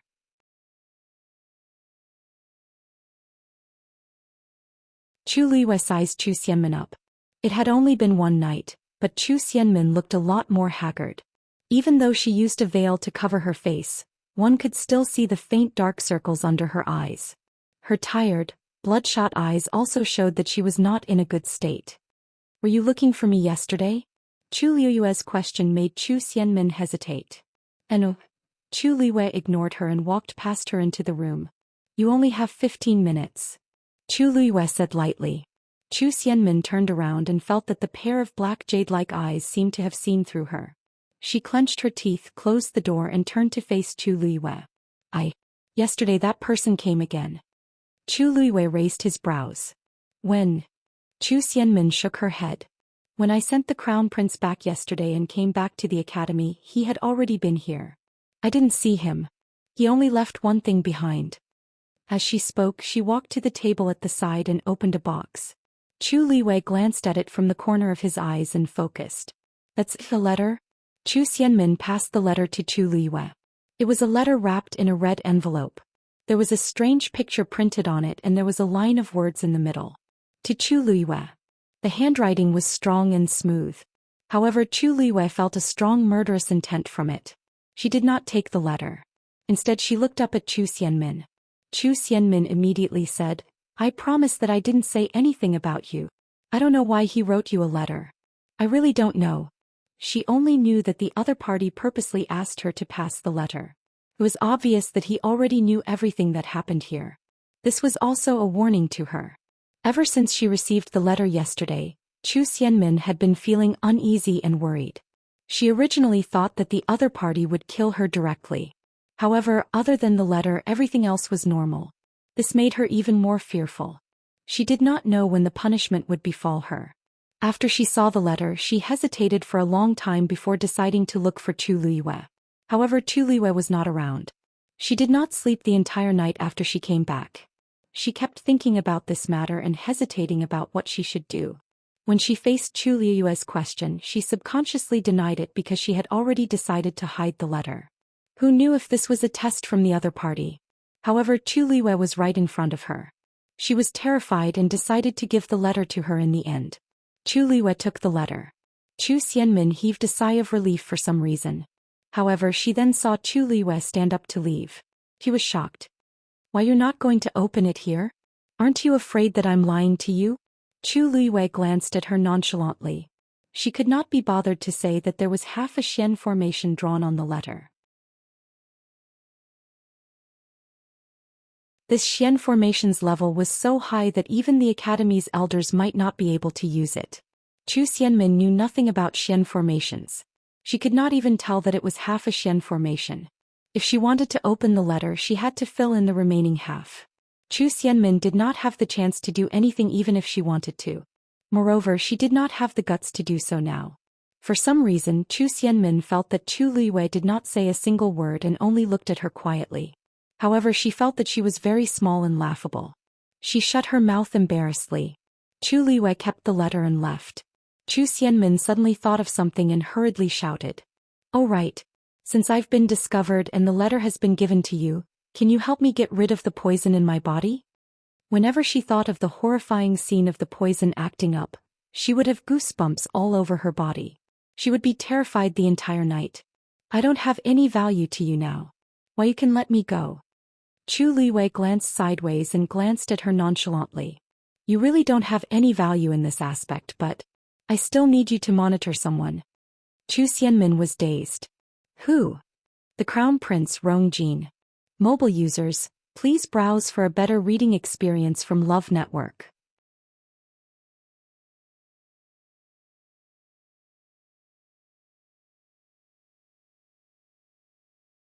Chapter 329. Si Family. Study Room.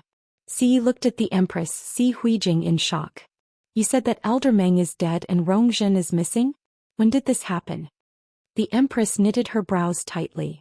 Yesterday. Then why did you only tell me now? When I found out about this, it was already evening. How could I come out then? I even had to beg His Majesty for a long time to come today. The Empress rubbed her temples in frustration. She didn't sleep well last night and she had nightmares. Her head was about to explode today. The Empress had a distinguished status, but she didn't have much freedom. Her every word and action was watched. She told His Majesty that too many things had happened recently and that she was frustrated. Thus she wanted to go back to the Si family to take a look, so she came out legitimately. His Majesty didn't say anything? Asked Si Yi worriedly. The Empress closed her eyes. His Majesty is angry with Rongjin and he can't be bothered with me. He also wants to take this chance to give us a cold shoulder, so he naturally won't say anything. Si Yi sighed and he couldn't hide his anger. I've heard about everything. Rongjin is too rash. He actually did such a thing. He's too confident in his position as the Crown Prince. Doesn't he know that there are many people in the imperial city who want to catch him red-handed? The Empress couldn't be bothered to mention Rongjin, but he was her most important son after all, so she had to help him. I've already told him off. He promised that he won't do this again. Yi sneered and didn't care. If his promise was useful, he wouldn't have done such a thing. I used to think that Rongjin was petty, but it seems like the problem is more serious than I thought. He's brainless. The Empress glared at him unhappily. Big brother, it's fine if other people say it, but why are you saying it too? You're his uncle. Yi wanted to say something, but when he looked up and saw the Empress's haggard face, he paused and swallowed his words. Forget it, let's not talk about him. Rongjin and Elder Meng's matters are more urgent. What exactly happened? Tell me in detail. The Empress's expression turned solemn, and she immediately recounted what had happened yesterday. So we can confirm that Elder Meng is dead and Rongjin is nowhere to be found? Yi asked blankly. The Empress nodded helplessly. In the entire Xi family, only eldest brother and I know of Elder Meng's existence. Once His Majesty finds out, the consequences will be unimaginable. Therefore, I didn't dare to make it public and only sent people to search for him in private. We searched for an entire night, but we didn't find any traces of Rongjin. We didn't even find any useful clues. Yi fell into deep thought. Since Senior Meng took her out, they must have left the palace. Have you sent people to search for her favorite places outside the palace? I did, but I still couldn't find him. The Empress sighed. That's why I came here today to ask Big Brother for help. If it doesn't work, we can secretly search the entire imperial capital. Perhaps we can find it. Easy for you to say. Yi got up and paced back and forth in frustration with one hand behind his back. Even for the Xi family, it's extremely difficult to achieve this. Besides, if we cause too much of a commotion, people will definitely find out. In less than half a day, His Majesty will know what we're doing. Then what can we do? The Empress was also a little anxious. Elder Meng is already dead and Rongjin is alone outside. We don't even know what's going on. Now that her Pearl of Essence is destroyed, anyone can easily take her life. If His Majesty finds out. Eldest brother, don't you know that the palace will immediately detect the death of every prince and princess? If something happens to Rongjin, His Majesty will definitely send people to investigate. If that happens, Elder Meng will definitely be implicated. Then it will be the Xi family and me. Rongjin's current situation is already bad enough. If this is exposed, it will only make things worse. Rongjin is really too much. She's getting older, but her temper is getting worse by the day. She didn't even think about the consequences of doing this. She'll harm us both. Yi glanced at the Empress. Aren't you the one who spoiled Rongjin's temper? Besides, I see that you're so worried about her life not because you're afraid that something will happen to her, but because you're worried that she'll implicate you in Rongjin, right? If not, what can I do? The Empress was exposed and her embarrassment turned into anger. It wasn't easy for me to fight for the crown prince position. If Rongjin falls, what else do I have to rely on? Rongqi. With his temper, he can't take on any big responsibilities. Rongqi's talent and abilities are average, so he can't be of use. Even if he's already a prince, he can't do anything. They're both princes, but look at Princely Rongxiu. He hasn't been in the imperial city for so many years, but he can still win His Majesty's favor by staying at Princely Mansion all day after coming back. It's really infuriating to compare oneself to others. Yi waved his hands impatiently. Enough. There's no use saying all this now. We still have to find Rongjin as soon as possible. As long as we hide it from His Majesty, everything will be fine. Oh right, do you know why Rongjin asked Elder Meng to bring her out at this time? How would I know? Halfway through her sentence, a white light flashed across the Empress's heart. No. Rongjin also asked Elder Meng to accompany her out previously. Hey. She went to find Chu Liyue. It was also after that time that Rongjin often looked at the same drawing repeatedly. She had unintentionally seen it before and it seemed to be a simple map. Rongjin had also been talking about finding Chu Liyue a few days ago. Chu Liyue. He screamed in shock. Yi was dazed. What? What has this got to do with Chu Liyue? No, brother, you don't know. Rongjin's disappearance is most likely related to Chu Liyue.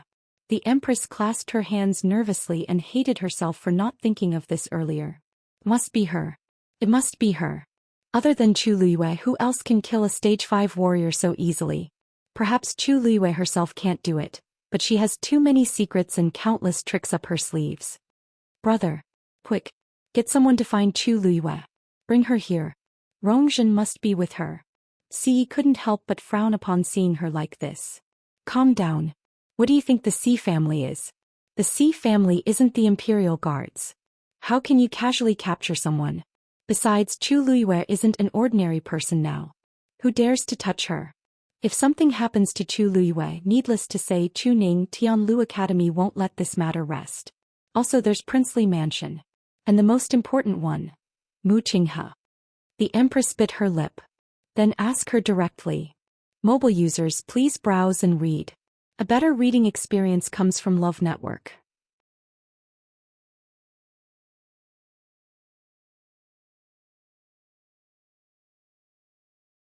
Chapter 330.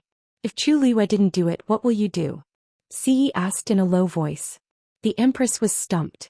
She couldn't think of any rebuttal and could only mutter softly. It must be her. Must be. Other than her, it can't be anyone else. Xi's head hurt. Listen to me. I know you're anxious about Rongzhen's disappearance and so am I. But we can't do this. At this time we have to be careful. Otherwise, if we're not careful, we'll lose everything. The Empress gradually calmed down. What should we do? Should we just sit here and wait? Xi was silent for a while. I'll send someone to find out about Chu Liyue's situation and see if there's anything strange. The Empress's eyes lit up. Hehe. Isn't Xi Ting at Tianlu Academy too? I heard that they're classmates, so they must have some interactions. It's best to let him go. Xi was a little disgusted. He thought highly of Xi Ting and had been grooming him as his successor. This wasn't something to be proud of. Based on Xi Ting's personality, he would definitely be unwilling. Also, he wasn't willing to let Xi Ting do this either. After the Qingjiao competition, Xi Ting accumulated a lot of experience and has been focusing on cultivation. There's no need for him to go. Besides, it's just to find out some information. It's more suitable to let Xiyang go. He's also closer to Chu Liyue. The Empress disagreed. Fiyong? Would he be able to do it with his jumpy personality? Big brother, this is a small matter, but it's the most important. Big brother, you might not know Chu Liyue well, but she's very smart. If Xiyang goes, she'll probably realize that something is wrong. Xi Ting is mature and cautious. It's better to let him go. Xi's face darkened and he didn't say anything. The Empress carefully glanced at him, leaned closer and pleaded in a soft voice. Brother Yi, please forgive me. She pleaded. Big brother, I know you dote on Xi Ting the most and I don't want to trouble him because of this. But, there's no other way, right? If you're really unwilling, then I'll find her myself. I've troubled Big brother a lot all these years. I just hope that if anything happens in the future, you and the Xi family won't be implicated.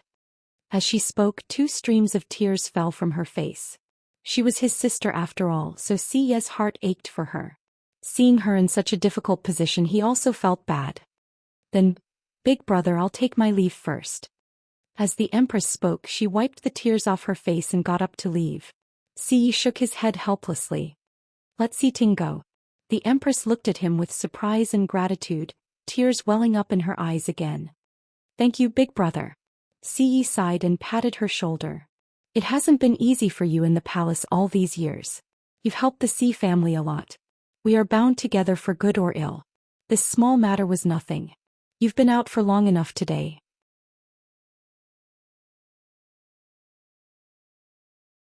You should return to the palace as soon as possible. I'll let you know as soon as I have any news. The Empress thanked him a few more times before leaving. Prince Li's mansion. Rongxiu reclined on the bed with his eyes closed. He stretched out an arm that was riddled with scars. Some of them were so deep that bone could be seen. It was badly mangled and looked extremely terrifying. Umo half knelt by the bed and carefully helped him change his dressing. Seeing the wounds on his master's body, even though he was used to killing, he still felt terrified. He lifted the gauze. Because of the bleeding and pus, a large portion of the gauze had already stuck to the flesh. Umo took a sharp knife and carefully cut away the stuck part. However, some parts of the wound still ruptured unavoidably. Uemo quickly looked up at his master and sighed in his heart. Based on his master's abilities, the collapse of Juyo Tower would definitely not pose any threat to him. The reason why he was so severely injured was obviously because his master had done it on purpose. It was obvious who he did it for. Master, how long do you plan to recuperate for this injury? Uemo took off the gauze and hesitated in the few bottles at the side. Rongxiu said lightly, use the gray bottle. Uemo paused. Master, the medicine in this bottle is not very effective for your injury. Why don't we use the white bottle? He didn't dare to ask his master to use the gold bottle, which was the best, so he could only settle for the second best. However, that was still much better than the gray one. Rongxiu ignored his words and asked instead, how's Yanqing doing? Uemo immediately replied, after you entered Juyo Tower, Yanqing immediately went there. According to him, he seemed to have made some discoveries. He's on the way back now and should be back today. Rongxiu grunted lightly. It was impossible to tell if he was happy or angry. The room fell into silence again. Uemo hesitated for a moment and said boldly, Master, I know that you don't want to recover too quickly and arouse suspicion, but you have to think about Miss Lu Yu, right? She knows that you got injured because of her and must feel guilty. Your injury doesn't seem to be getting better day by day. Won't her heart ache every time she sees it? Rongxiu's fan-like eyelashes trembled slightly. Then he slowly opened his eyes and looked at Uemo thoughtfully. His eyes were pure and deep, like the most brilliant and mysterious starry night. It was as if he could see through everything. Suddenly, a cluster of golden flames flashed in the depths of his eyes. Uemo's heart skipped a beat. Master, digression, I've been having nightmares these few days. I dreamed that I was scolded for not updating properly, and even beaten up. I'll try my best not to be beaten up tomorrow at midnight. Mobile users, please browse and read. A better reading experience comes from Love Network.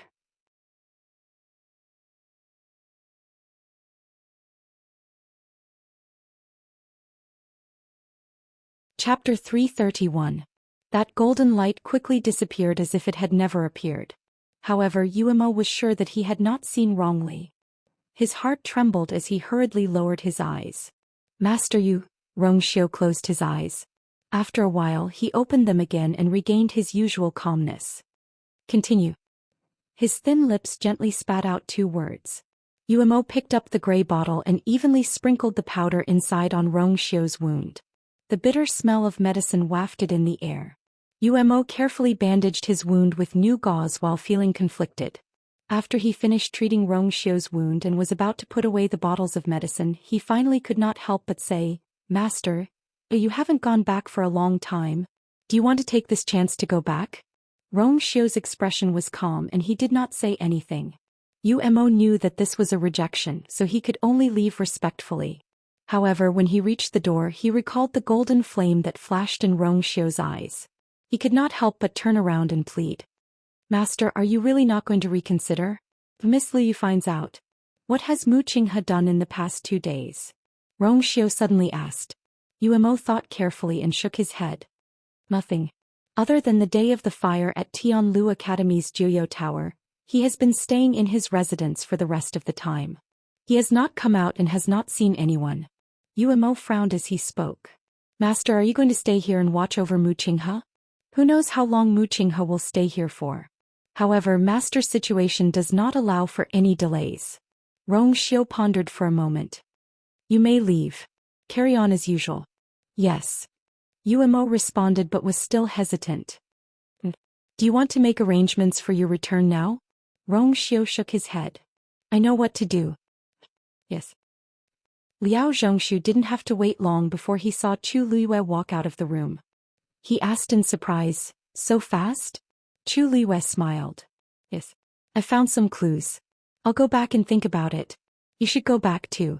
Only then was Liao Zhongshu relieved. He bid farewell to Chu Luiyue and left. Chu Luiyue returned to his residence alone. She went up to the 2nd floor, entered her room and locked the doors and windows before taking out the letter. At first glance, this letter was no different from an ordinary letter. However, the complicated Xian formation on it made Chu Luiyue understand that this was a letter that the other party had deliberately sent to target her. She took a deep breath. This Xian formation should be a level 5 Xian formation, but its difficulty could be considered one of the highest. Even a true level 5 mystic cultivator might not be able to successfully fill in the remaining mystic formations. The strength she had shown to the outside world was definitely not at this level, but the other party had sent such a letter.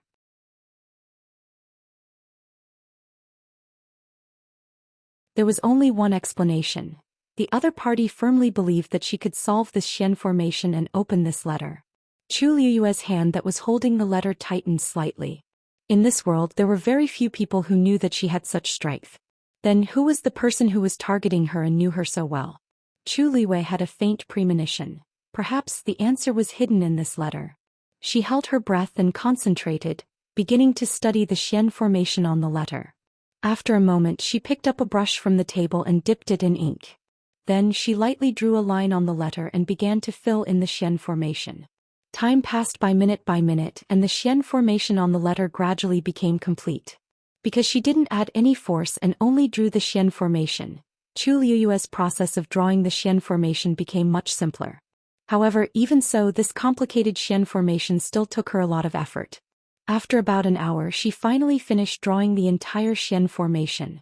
When she finished the last stroke, the Xian formation on the letter suddenly lit up. Then it transformed into countless rays of light and scattered in all directions. Chu Liyue waited for everything to dissipate before she finally opened the letter. She reached her hand inside intending to take out the letter. When she touched the letter, Chu Liyue's heart suddenly jumped. Then she almost couldn't wait and unbelievably pulled out the letter. It was a piece of high-quality Xian paper. The texture was soft, glossy like jade and extremely delicate. However, Chu Liyue widened her eyes in shock. Because she couldn't be more familiar with this touch. Her hands trembled slightly as she held up the letter. Sunlight shone in from the window and actually penetrated the letter, leaving sand shadows on the ground as bright as the moon. Chu Liyue's heart seemed to have been struck by something. This is the Xian moon paper that was specially used in the Tianling dynasty's palace. It was extremely precious. Not to mention the palace servants, even the ordinary concubines and unfavored princes and princesses were not qualified to use it. The reason why she was familiar with it was because she was very fond of it. Whether it was books, paintings or other things, she used the Xian moon paper the most. Countless guesses appeared in Chu Liyue's heart in an instant. This Xian moon paper was extremely precious and had always been specially provided in the Tianling dynasty. It was impossible for ordinary people to get their hands on it. To be able to get this Xian moon paper and specially send it to her, she fiercely closed her eyes, trying hard to calm herself down, and slowly opened the letter. On the soft and delicate paper, there was only one line of handwriting. Shengguanyu, long time no see. Mobile users, please browse for a better reading experience from Love Network.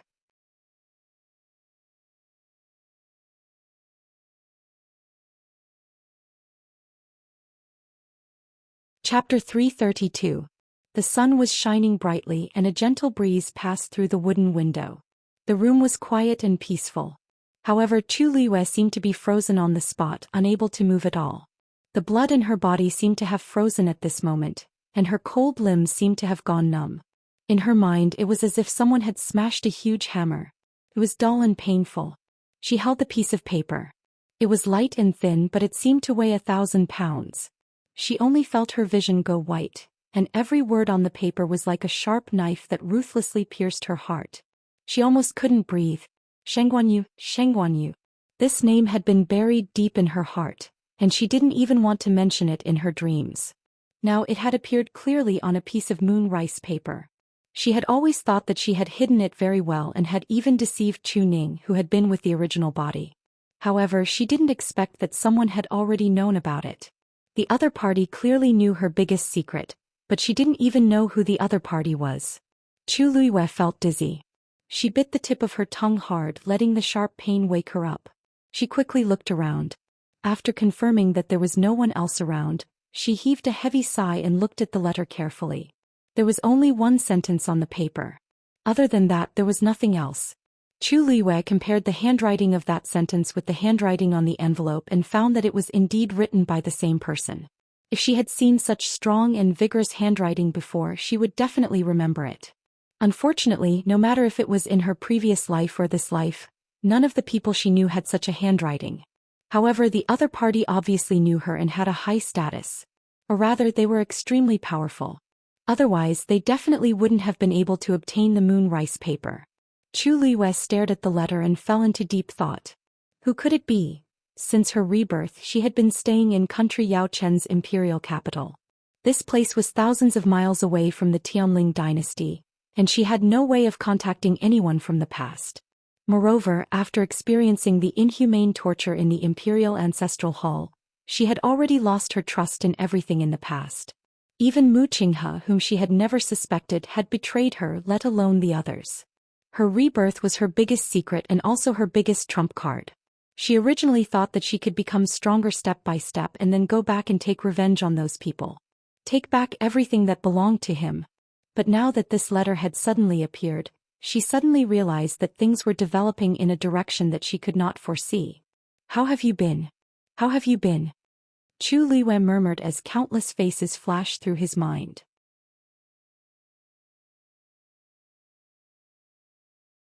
Judging from his tone, he seemed to be quite familiar with her.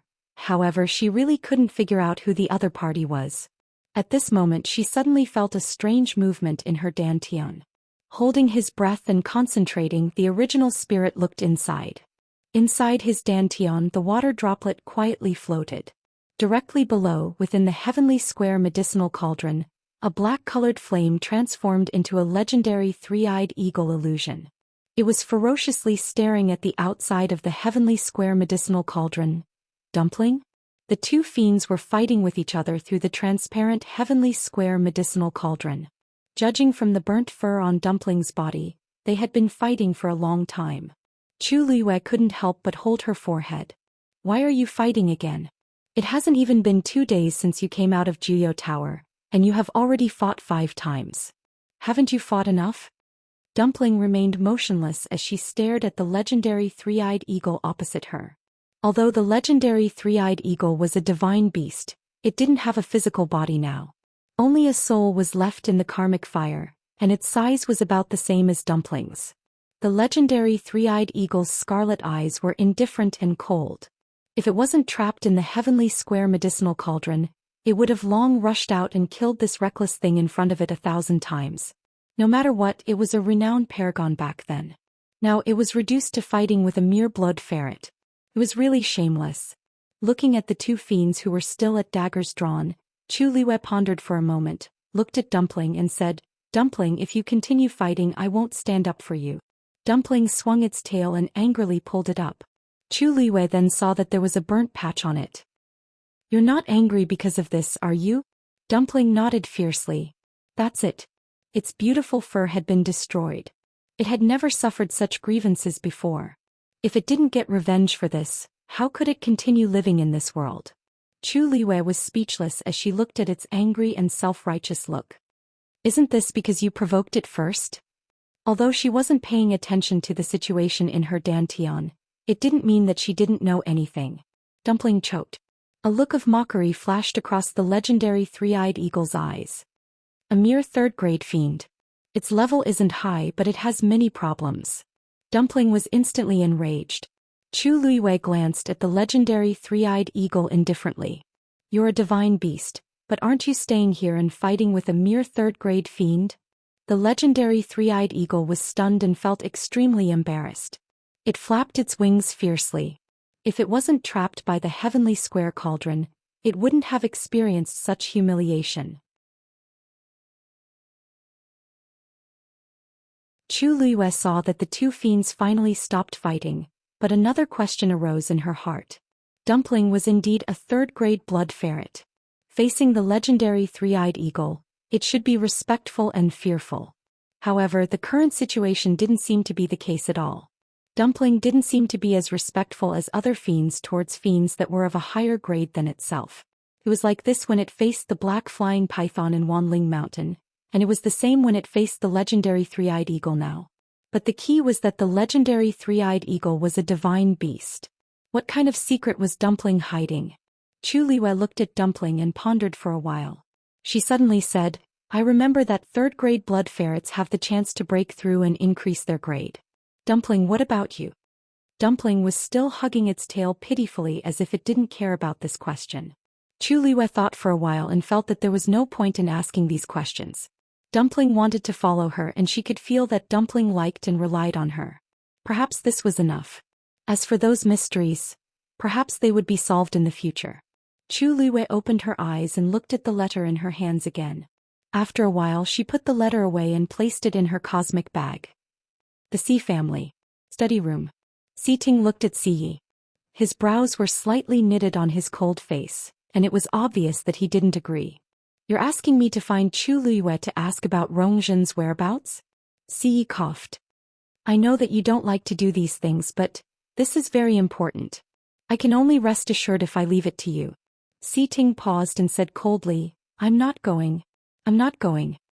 Mobile users, please browse for a better reading experience from Love Network.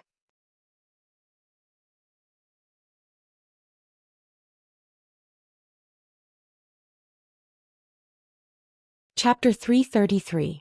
Xi Yi had already expected Xi Ting to reject him, so he wasn't surprised and patiently persuaded him.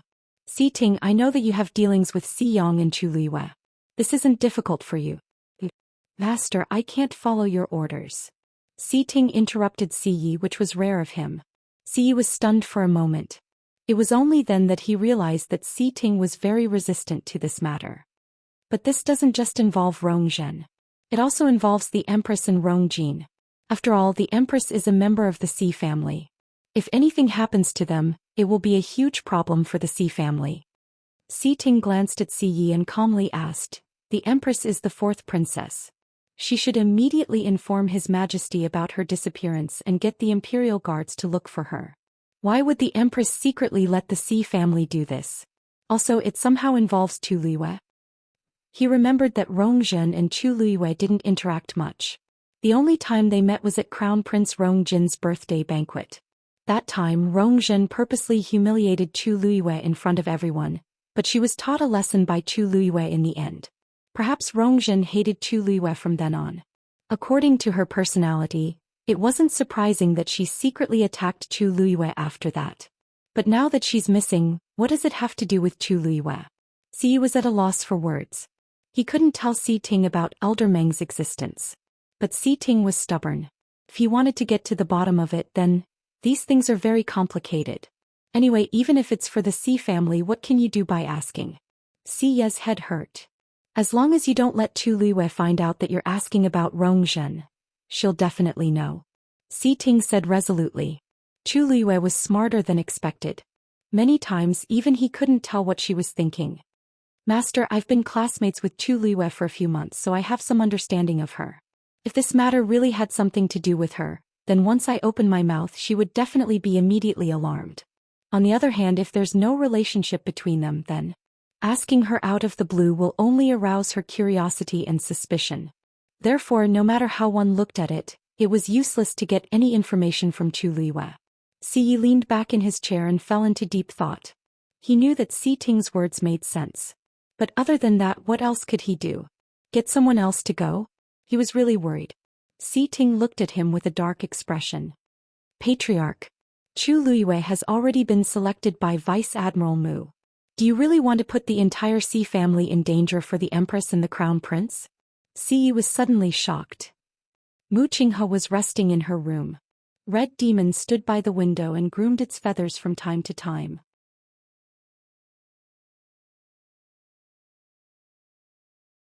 The wounds from the previous fight had already healed, but it still felt that it had affected its image, so it had been staying obediently for the time being. It wanted to wait until it was completely healed before going out. Once bitten, twice shy. I've taught you this lesson too many times. If you don't listen, you'll be the one who suffers in the end. Mu Qinghe glanced at Hong Yao and poured herself a cup of tea. Hong Yao pretended not to hear anything. Mu Qinghe looked at the rising white smoke without any expression on his face. You're only a 7th grade fiend now.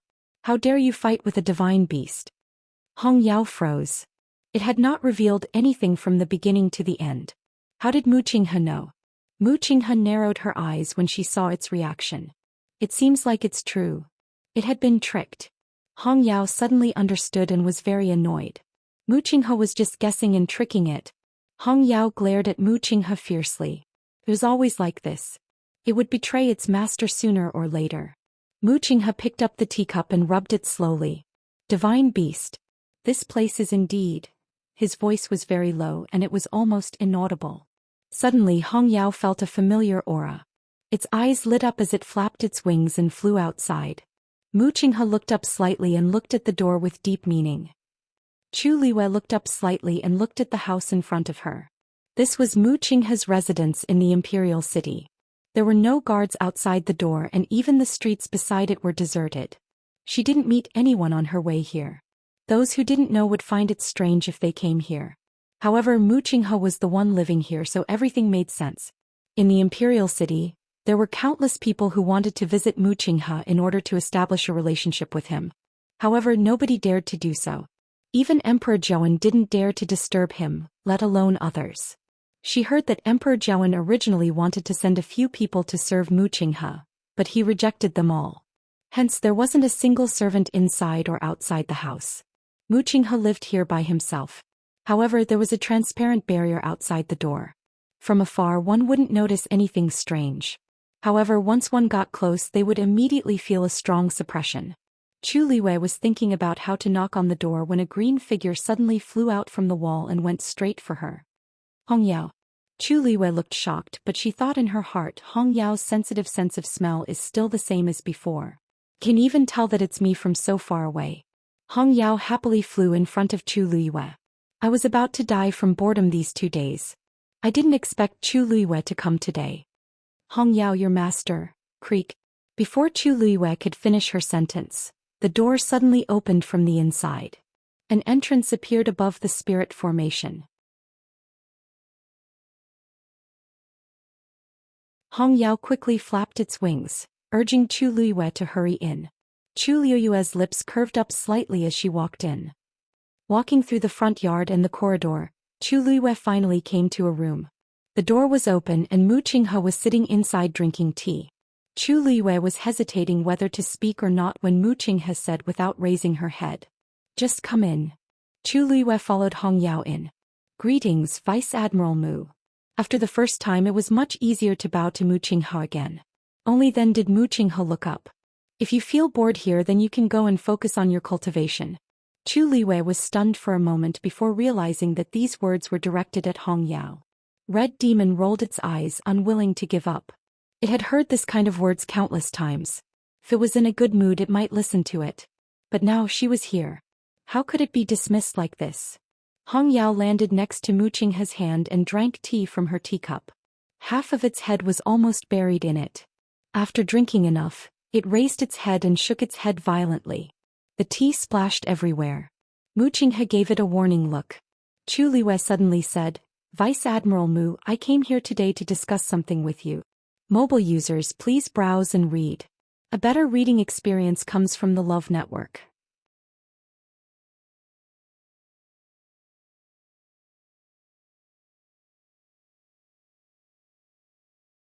Chapter 334. Mu Qinghe then looked at Chu Liwei. His voice was as cold and indifferent as ever. Speak. Hong Yao knew when to stop. It immediately took the opportunity to run and hide behind the window. Chu Liwei glanced at it from the corner of her eye and sighed in her heart. Hong Yao was really troublesome. It knew that Mu Qinghe hated it when people touched his tea, but it still dared to do so.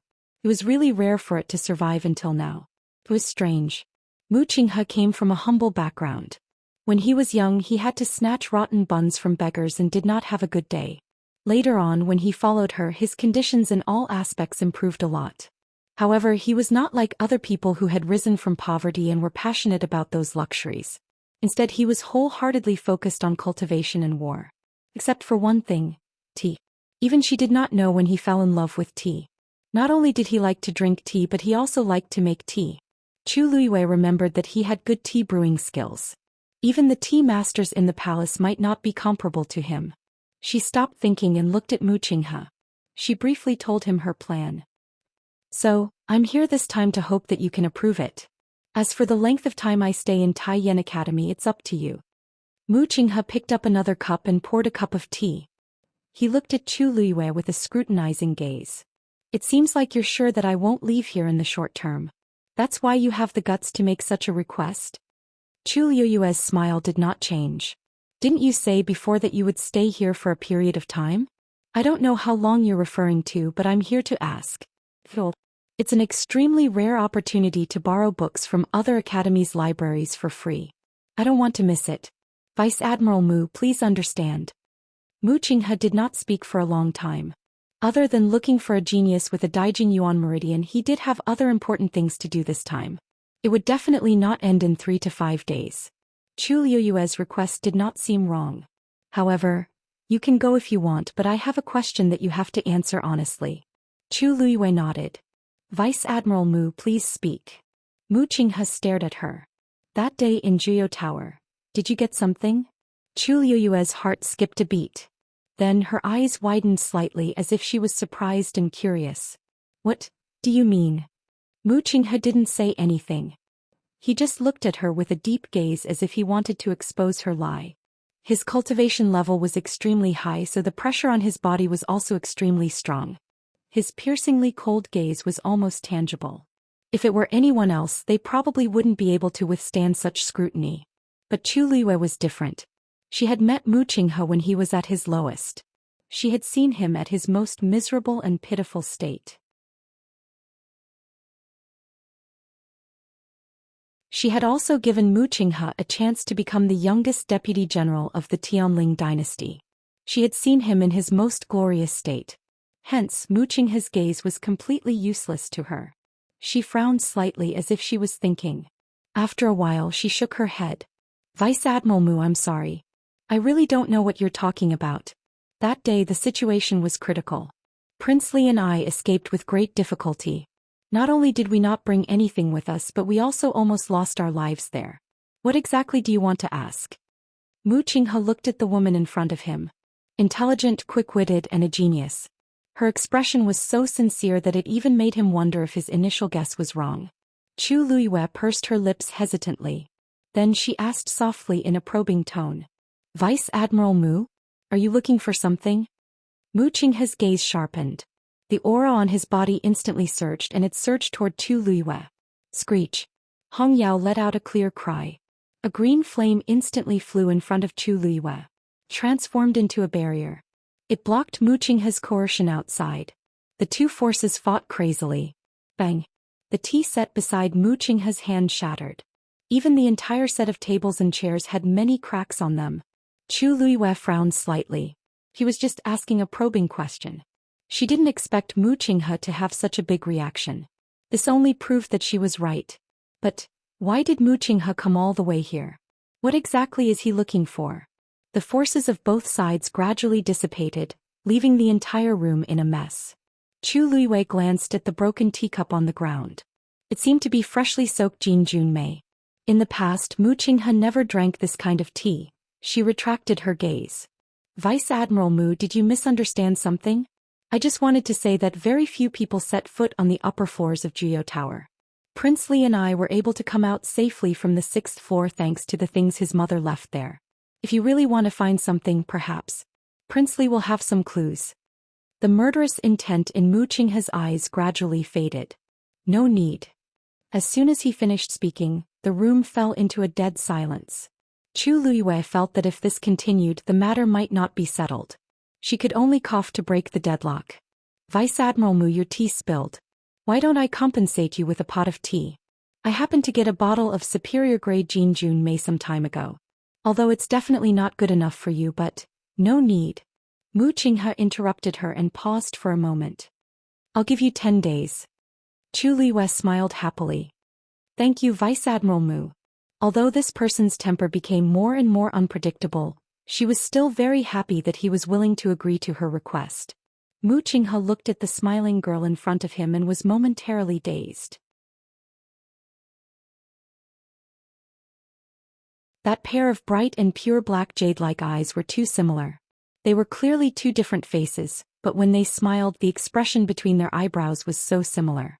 However, when he took a closer look, he felt that it wasn't the same. There were too many things hidden in Chu Liyue's eyes. That was an expression that only someone who had experienced countless hardships would have. She was different. She was always noble, pure and clean. Mu Qinghe averted his gaze without batting an eyelid. During this period of time, the number of times he had thought of her was simply too frequent. This was not a good thing. Go back. Remember, you only have 10 days. Chu Liyue noticed that Mu Qinghe's mood seemed to have changed a little, but she knew that it was no good for her to stay, so she happily bowed and left. Hong Yao followed her to the door reluctantly. She had only been here for a short while and she was leaving. Moreover, according to what they said just now, didn't it mean that it would not see her for the remaining 10 days? Chu Liyue walked to the boundary and looked back at Hong Yao, who was reluctant to leave. She leaned closer and whispered, "You're too young. I'll bring you a gift when I come back." Mobile users, please browse and read. A better reading experience comes from the Love Network.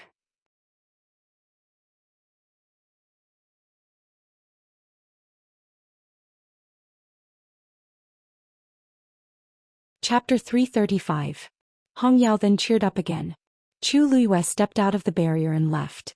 Hong Yao watched as her figure disappeared. When it was sure that she had left, it suddenly let out a joyful cry. "I finally have a present again." Hong Yao happily returned to the courtyard and saw Mu Qinghe cleaning up the broken teacup. Hong Yao was in a good mood, so it didn't plan to continue arguing with Mu Qinghe. However, it still couldn't help but go over and fly one round around Mu Qinghe. Mu Qinghe looked up and coldly glanced at Hong Yao. "It seems like she knows how to coax you." Hong Yao proudly raised its head. Mu Qinghe said in a low voice, "I won't help you in the future. I won't help her for your sake in the future. You're on your own now. I know that you're so close to her because you think that she's similar to her. However, I'm warning you for the last time. It's hard to predict people's hearts in this world. If she knows this, she'll definitely think of ways to make use of you. Don't regret it then." After all, he was Hong Yao's master. How could he not guess Hong Yao's thoughts? From the first time he saw Chu Liyue until now, there was only one reason why Hong Yao was so close to her. He could tolerate it once, but it didn't mean that he would let people take advantage of him. Hong Yao glanced at him faintly. "Ah, stupid human. I wonder who's the one who'll really regret it then." Even though 10 days was relatively short, it already surprised Chu Liyue. What made her even happier was that Mu Hongyu told her early the next morning that her mother had arrived in the imperial city. This took less time than she expected. The news of Princess Consort Ping Zhang's arrival in the imperial city quickly spread, and Emperor Zhaoan specially sent people to welcome her. However, considering that Princess Consort Ping Zhang's health wasn't good, he didn't hold a palace banquet to welcome her. Mu Hongyu and Chu Liyue went to Prince Ping Zhang's mansion in the imperial city together. "I didn't know that your father had a special residence in the imperial city." Chu Liyue followed Mu Hongyu into the strictly guarded Wang Fu and was somewhat surprised. Mu Hongyu giggled. "Because my imperial father will come back to the imperial capital for 2 months every 3 years. Therefore His Majesty specially approved a residence for my father. I came here once when I was a kid. I didn't hear you mention it before. Why didn't you stay here after you entered the academy? Why did you stay in the academy instead?" Mu Hongyu made a face. "Who wants to live here?" With so many people, there were also many rules. It was not convenient at all. "It's best to stay in the academy." Chu Liyue thought about it and agreed. Not only was the academy free and convenient, it was also safe. With Mu Hongyu's personality, it was hard for her to imagine living here alone. The two of them walked inside.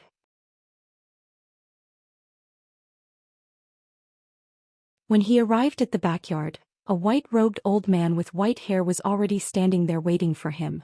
Upon seeing the old man, Mu Hongyu was overjoyed and rushed forward. "Grandpa Wu Shan, you're here too?" The wrinkles on Wu Shan's face bloomed like a flower as he chuckled. "Young princess, it's been a few months since we last met. This old man misses you dearly. Quick, tell this old man, has the young princess been crying in the past few months?" Mu Hongyu couldn't help but pout. "Grandpa Wu Shan, we haven't met for so long. Why are you talking about this the moment we meet? I'm already 16 years old. I've stopped crying long ago." Wu Shan's face revealed a trace of surprise. Young princess has already broken through to become a stage 4 warrior?" Mu Hongyu wrinkled her nose proudly. "Of course. Young princess has really grown up. And she's getting more and more outstanding. If His Highness and Her Highness knew about this, they would be very happy. Wu Shan sighed. Mu Hongyu hurriedly asked. By the way, how is mother now? The smile on Wu Shan's face froze and a trace of worry appeared. Young princess, you should go and see for yourself. Mu Hongyu's heart sank. Could it be that mother's condition is worse than I imagined? That's right. After all, she has been traveling day and night. Perhaps her condition has worsened. I'll go and take a look. Mu Hongyu said as she pulled Chu Luiyue into the house. However, Wu Shan suddenly blocked the two of them and swept his gaze across Chu Luiyue. Look at me. I forgot to introduce her. Grandpa Wu Shan, this is Chu Luiyue.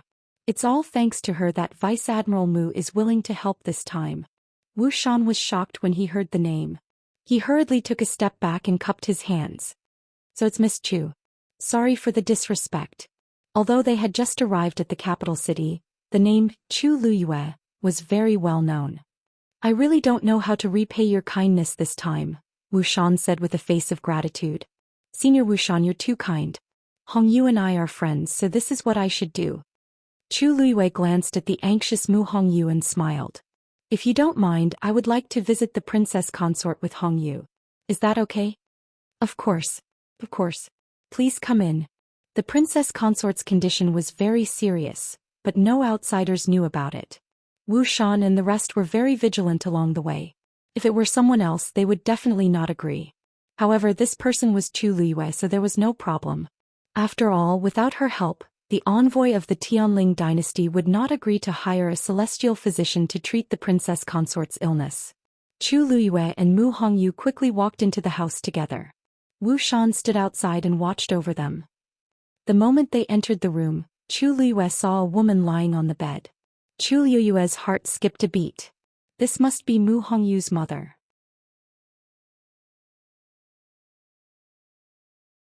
Her eyes were closed and her face was pale. Her cheeks were sunken and there was an aura of death between her brows. She looked very haggard. Mu Hongyu's eyes reddened as she rushed to the bedside. Mother! When the princess consort heard the voice, her eyeballs seemed to move and she slowly opened her eyes. Her eyes were dim and she was exhausted as if she had exhausted all her energy. She looked at Mu Hongyu and reached out with difficulty to touch Mu Hongyu's face. She revealed a pale and weak smile as she said in a hoarse voice. Mu Hongyu's eyes instantly welled up with tears. She immediately lowered her head to wipe them away as if she did not want her mother to see her like this. However, as she held her mother's bony hand, she couldn't stop her tears from rolling down her cheeks. Mother, why are you like this? Mu Hongyu had left home to study at Tianlu Academy for less than a year. Although her mother's health was not good in the past, she was not like this. The princess consort helped Mu Hongyu wipe her tears slowly, but she quickly lost her strength. Another old man in green standing by the bedside stroked his beard. Young princess, don't worry. Wait for the people from the Tianling dynasty to come. There will definitely be a way. Mu Hongyu knew that this was her only hope now, so she could only nod and swallow her tears. A clear female voice could be heard. May I take the princess consort's pulse first? Digression, 12 a.m. Mobile users, please browse for a better reading experience from Love Network.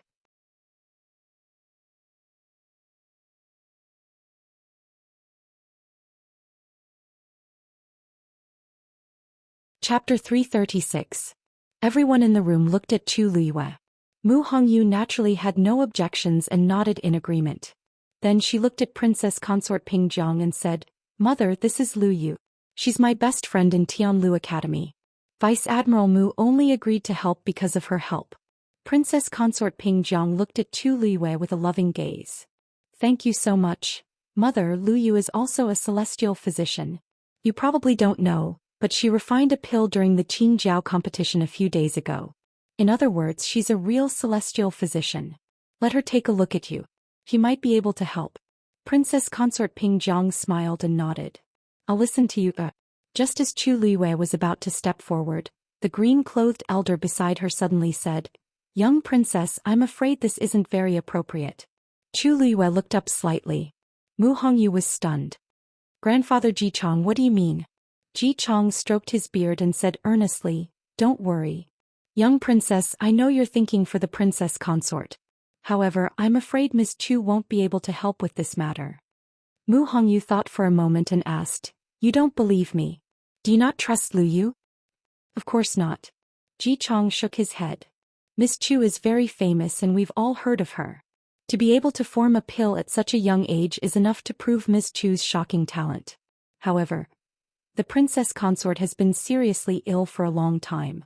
Even the top celestial physician in country Yaochen can't do anything about it, let alone Ms. Chu.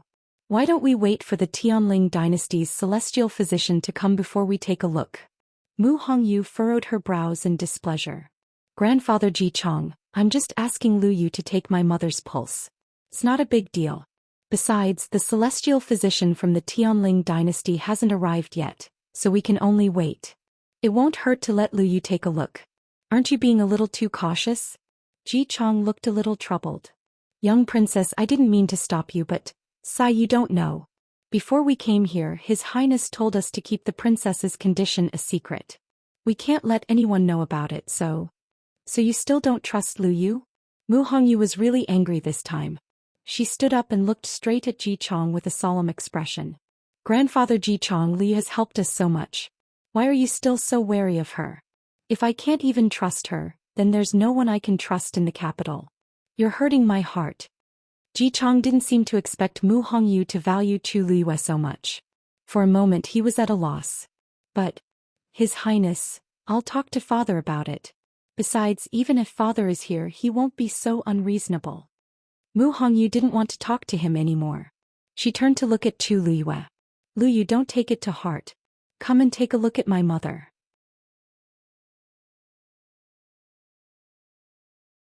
Ji Chong was a little embarrassed and could only take a step back. Chu Liyue was deep in thought. This Ji Chong seemed to be especially reluctant to let her touch the princess consort. She walked forward and put her fingers on the princess consort's wrist. Ji Chong looked over. Chu Liyue's expression didn't change. After a while she let go of her hand. "Liu, how's my mother's condition? Can you see anything?" Mu Hongyu asked anxiously. Chu Liyue shook her head. "The princess consort has been ill for many years and her body is extremely weak. But other than that, there's nothing I can do." Regret surfaced on Mu Hongyu's face. The celestial physician in the past also said the same thing. Moreover, she could clearly feel that her mother's condition was worse than before. Chu Liyue patted her shoulder lightly. "Don't worry, the celestial physician in the Tianling dynasty will definitely have a way." Mu Hongyu forced a smile. "I hope so." Just as the atmosphere in the room became heavy, Wuxian's voice suddenly came from outside. "So it's Vice Admiral Mu. Sorry for not welcoming you, it's really disrespectful." Hearing the sound, the people in the room all looked outside. Chu Liyue walked to the door and saw Mu Qinghe in the courtyard. Beside him stood a young man in blue. That man looked to be in his 20s and wore a blue brocade robe with a white jade belt around his waist, outlining his tall and smooth body. He was very tall. Mu Qinghe was a general and was already very tall and strong. But this man standing beside him was a head taller. But what was more eye-catching was that he had a pair of blue eyes. Those eyes were like the purest ice crystals, shining with a cold light. But there was a careless smile on his face, making him look like a demon that looked at the world with a cold smile. Chu Liyue's heart seemed to have been hit by something. How could it be him? Wu Shan was standing in front of Mu Qinghe and Lu Yu, extremely nervous. "I'm so sorry. We didn't know Vice Admiral Mu was coming today, so we didn't prepare at all." Wu Shan was secretly ashamed of himself. He was already so old and had seen so much, but he didn't expect to be so nervous in front of these two young men. Sure, he couldn't be blamed. It was mainly because the aura of Mu Qinghe and the young man in blue was too strong, and he couldn't ignore it at all. Just by standing there he already felt an inexplicable pressure, and even his breathing became a little labored. Mu Qinghe didn't want to waste time and looked up to see Chu Liyue. Chu Liyue went forward in surprise. "Vice Admiral Mu, I didn't expect you to come directly. Hongyu and I have just arrived, so please forgive us for not taking care of you well." As she spoke, she walked to Wu Shan. "Senior Wu Shan, leave this to me. You can continue to guard the courtyard." Wu Shan instantly heaved a sigh of relief and felt grateful toward Chu Liyue. Okay.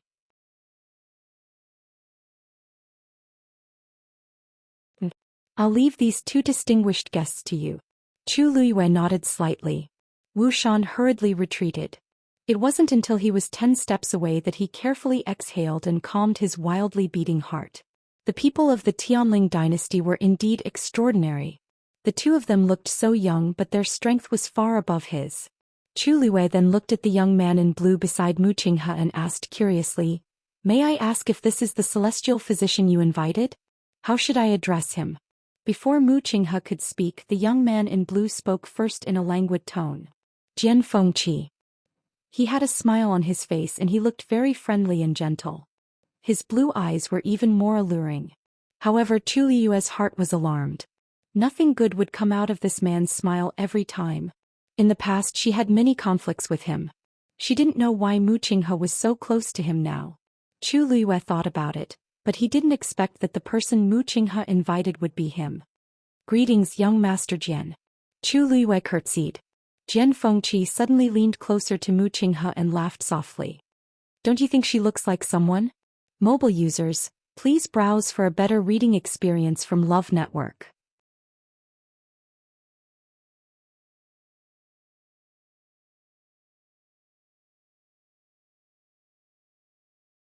Chapter 337. Mu Qinghe glanced at him coldly with a hint of warning.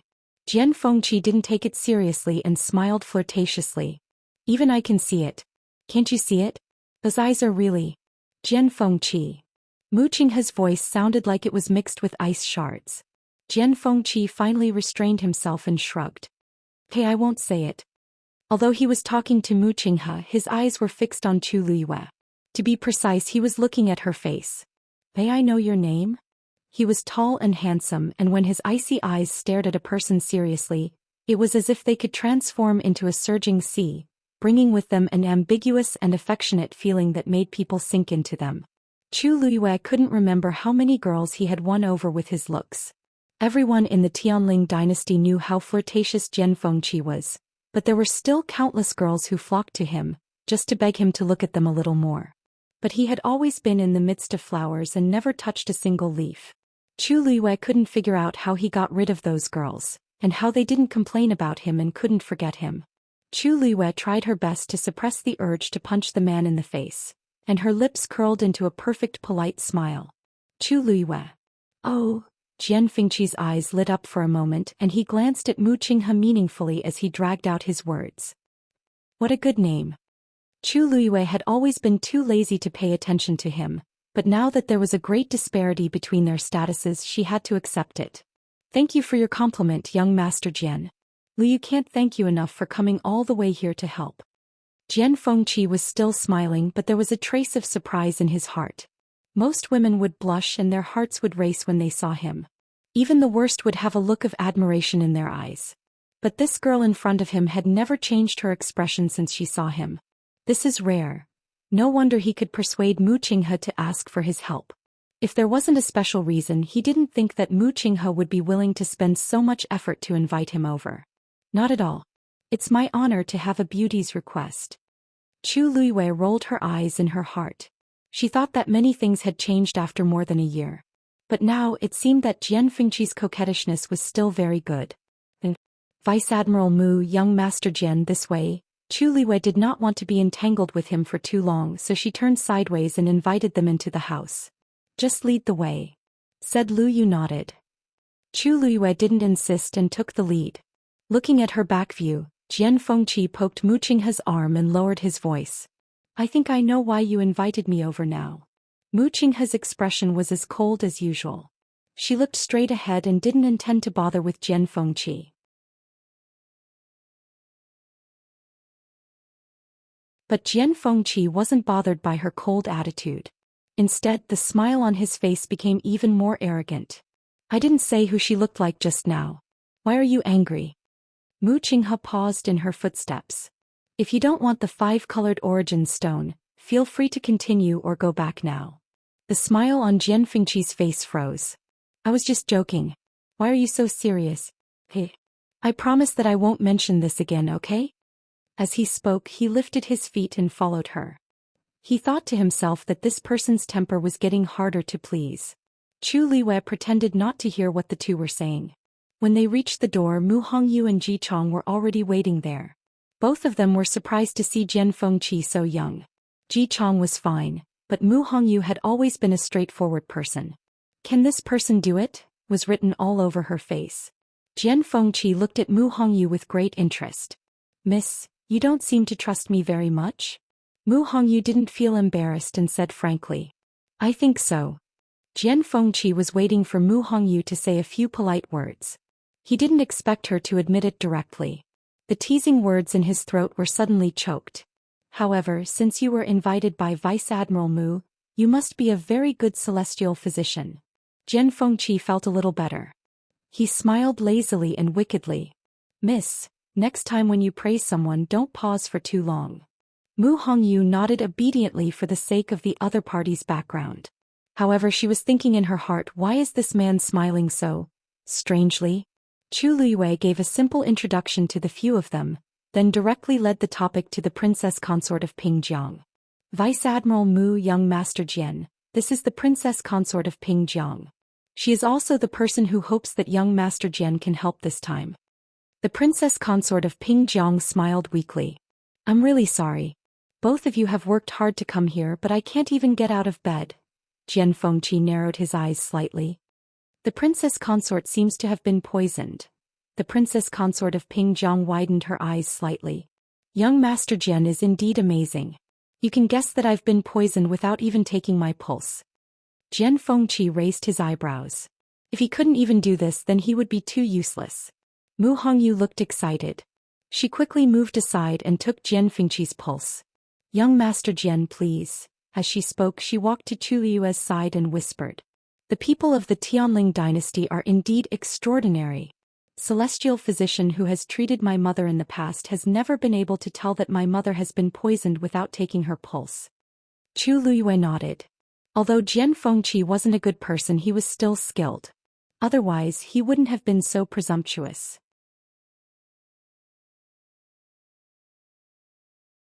Jian Fengqi took out a handkerchief and placed it on the princess consort's wrist before putting his long fingers on it. Mu Hongyu hesitated for a moment, but still couldn't help but add on. "I originally thought that he wasn't a good person, but now it doesn't seem to be the case." Chu Liyue and her looked at each other. She didn't know why, but she felt that Mu Hongyu's words just now seemed to have meant he wasn't a good person. However, seeing that Mu Hongyu wasn't infatuated with Jian Fengqi like other girls, she was greatly relieved. She didn't want Mu Hongyu to provoke this guy. Jian Fengqi raised his eyebrows slightly. It seemed that they didn't know that although their voices were very soft, he could still hear them clearly, right? Immediately, his expression froze. Everyone in the room was looking at him. Seeing the change in his expression, they all quieted down. Mu Hongyu couldn't hide her worry as she held Chu Liyue's hand. Chu Liyue gently patted the back of her hand. Princess consort Pingjiang lay weakly on the bed. Although her eyes were dim and lifeless, there was still a faint trace of hope. Chu Liyue suddenly thought of something. Her gaze turned slightly and looked at Ji Chong, who was standing at the side. At this moment, his hands were crossed in front of him and his eyes were fixed on Jian Fengqi. He seemed to be particularly nervous. Chu Liyue could even see him licking his cracked lips, looking worried and tense. Jian Fengqi let go of her hand. Ji Chong was the first to speak. "Young Master Jian, do you have a way to cure the princess consort's poison?" Mobile users, please browse and read. A better reading experience comes from Love Network.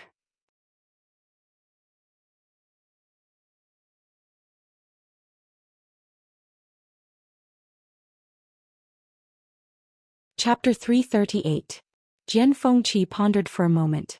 The poison in the princess consort's body seems to be a mixture of several types, and they were administered at different times. Mu Hongyu exclaimed. How could this be? All this time she had thought that the poison in her mother's body was caused by an accident many years ago. She never thought that, mother, is what he said true. Mu Hongyu quickly looked at Princess Consort Pingjiang. Princess Consort Pingjiang's eyes flashed with bitterness and she smiled bleakly. That's right, Jian Fengqi added. If I'm not wrong, the princess consort's body should have suddenly deteriorated in the past 2 months, right? Princess Consort Pingjiang nodded. That's it. Jian Fengqi stood up. The first few types of poison in the princess consort's body had been buried in her body for many years, and had already seeped into her organs. But because they were not highly toxic, they did not cause too serious of a consequence. But recently, someone administered another type of poison, which triggered all the toxins in the princess consort's body at the same time. That's why she was defeated like a landslide, resulting in the current situation. Mu Hongyu looked as if she was struck by lightning, and she stared blankly at Jian Fengqi. Then, what should we do now? Can you get rid of all these poisons? Jian Fengqi frowned slightly, and he seemed to be in a difficult position. This is a difficult task. After all, these poisons were administered at different times and they are of different types. To get rid of all of them, not only do we have to know what these poisons are, but we also have to avoid new problems during the detoxification process. If we're not careful, all our previous efforts will be wasted and even. Jian Fengqi paused. Even if he did not finish the rest of his sentence, everyone knew what he meant. Mu Hongyu was a little absent-minded.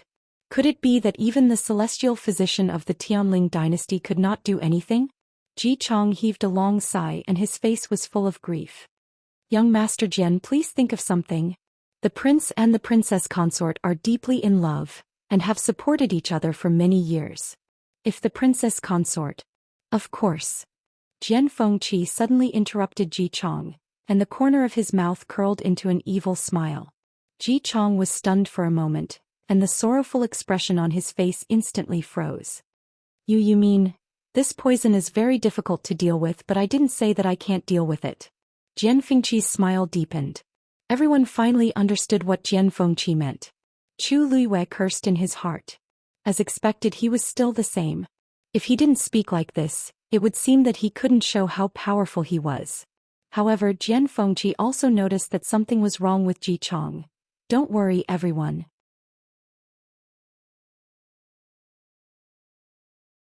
I will definitely clean up the princess consort's poison and let her recover completely. Chu Liyue's gaze quickly swept across Ji Chang's face before he lowered his eyes. She clearly saw the shock and fear that flashed across Jian Fengqi's eyes when he heard him say that he could cure the princess consort of Pingjiang. It's not hard to understand the shock, but what's with the fear? The fact that he could escort Pingjiang Wangfei all the way to the imperial capital meant that Pingjiang Wangfei trusted him a lot. Moreover, from the way Mu Hongyu addressed him and Wu Shan, they were also very close to each other. It doesn't make sense that he would be afraid after knowing that Pingjiang Wangfei's body could be cured. Chu Luiwei recalled that when she wanted to check Pingjiang Wangfei's pulse, Ji Chong refused several times as if he was afraid of something. Perhaps he had a guilty conscience. Young Master Jian, is what you said true? Can you really cure my mother? Mu Hongyu didn't notice anything unusual. Her mind was only filled with Jian Fengqi's words. Jian Fengqi looked at the young girl who rushed to him in a few steps, her almond-shaped eyes shining brightly. His heart skipped a beat and his smile deepened. Of course, I Jian Fengqi always keep my word.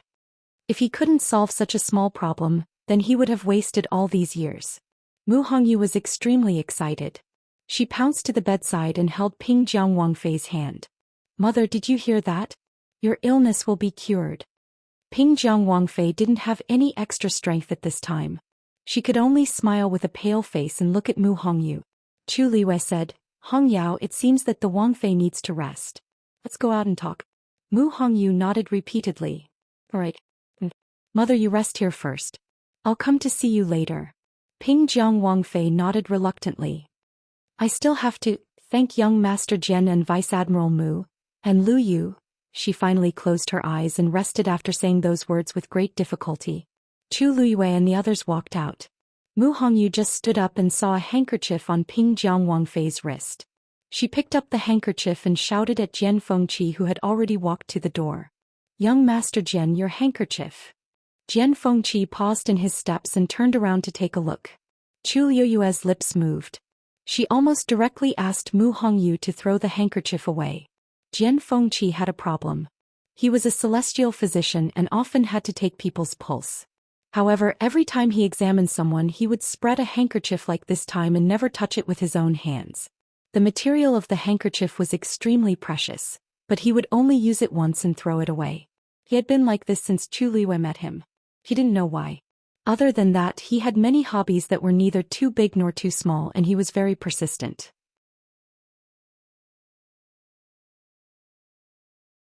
Even when she was the heavenly fate princess, she also felt that this man was very fussy. Unexpectedly, Jian Fengqi stared at Mu Hongyu and didn't ask her to throw the handkerchief away. Instead, he laughed. Oh, I almost forgot. As he spoke, he walked towards Mu Hongyu. Chu Liyue looked at him as if she had seen a ghost. What's wrong with him? Jian Fengqi seemed to have noticed something and tilted his head to look at her. Chu Liyue immediately lowered her eyes and continued to walk towards the door. Jian Fengqi narrowed his eyes. He didn't know why, but he felt that Chu Liyue seemed to dislike him.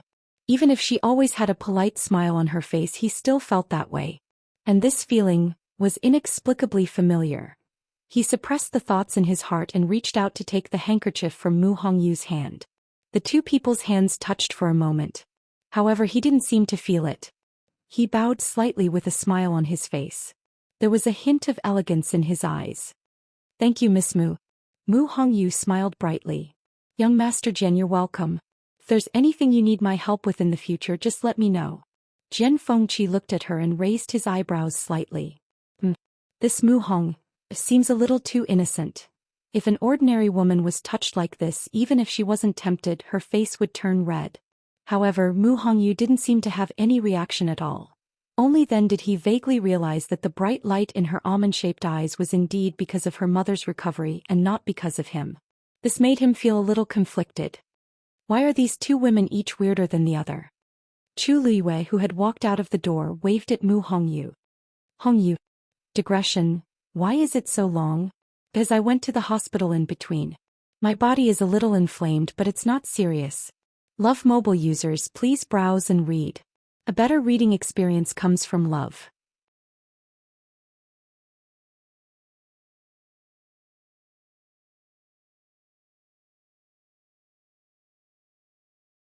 Chapter 339. Mu Hongyu responded and immediately walked towards Chu Liyue. She didn't even spare a glance for Jian Fengqi. Jian Fengqi was speechless. What was with this feeling of being ignored and despised? He looked down at the handkerchief and quietly grabbed it in his hand. When he turned around, his expression had already returned to normal. The few of them walked out, leaving only Ji Chong inside. Young princess, the princess consort is weak. Shall I stay here to take care of her? He said to Mu Hongyu. Mu Hongyu thought about it and was about to agree when Chu Liyue suddenly squeezed her hand. Mu Hongyu's mind raced and she immediately realized something. She hurriedly changed the words she was about to say. That, you've been taking care of mother all this time. You must be tired. You should go and rest first. Ji Chong was stunned. Young princess, don't worry. I'm still in good health. As for the princess consort, His Highness entrusted everything to me and Wu Shan. We naturally don't dare to slack off. If the princess consort, Vice Admiral Mu and young Master Jian are here, not only is she safe, but even if something happens to the princess consort, they can immediately deal with it. Senior Ji Chong, don't worry too much. Chu Liyue smiled. But, don't tell me you don't trust these two? Chu Liyue said jokingly, but there was a hint of scrutiny in his eyes. I don't dare. Ji Chang's voice lowered. Then, I'll go and rest first. If there's any problem, I'll definitely rush over immediately. Young princess, don't worry too much. Mu Hongyu nodded. Go ahead. We'll be here. Ji Chong had no choice but to turn and leave. Under the pressure of Mu Qinghe and Jian Fengqi, he didn't even look back. When his figure finally disappeared from sight, Mu Hongyu couldn't help but look at Chu Liyue. Luyu, did you deliberately send Grandpa Ji Chong away? Chu Liyue asked. Don't you feel that something is wrong? Mu Hongyu thought about it carefully and murmured with uncertainty. I don't think so. But he didn't seem to want to leave just now. Liu, you might not know this, but Grandpa Ji Chong and Grandpa Wu Shan have been with father since a long time ago. They have been secretly protecting mother and me all these years. He's probably just worried. Chu Liyue looked at her quietly. Mu Hongyu's voice gradually became softer, and her expression was somewhat shaken. Hongyu, don't tell me you didn't find it strange. Chu Liyue said lightly. Mu Hongyu was a straightforward person and wasn't shrewd, but that didn't mean that she was stupid. On the contrary, she was very smart. It was only because she was too close to Ji Chong that she trusted him too much that she couldn't see it clearly for a moment. Mu Hongyu frowned. Of course she could tell that something was wrong. Grandpa Ji Chong seemed to be especially protective of mother.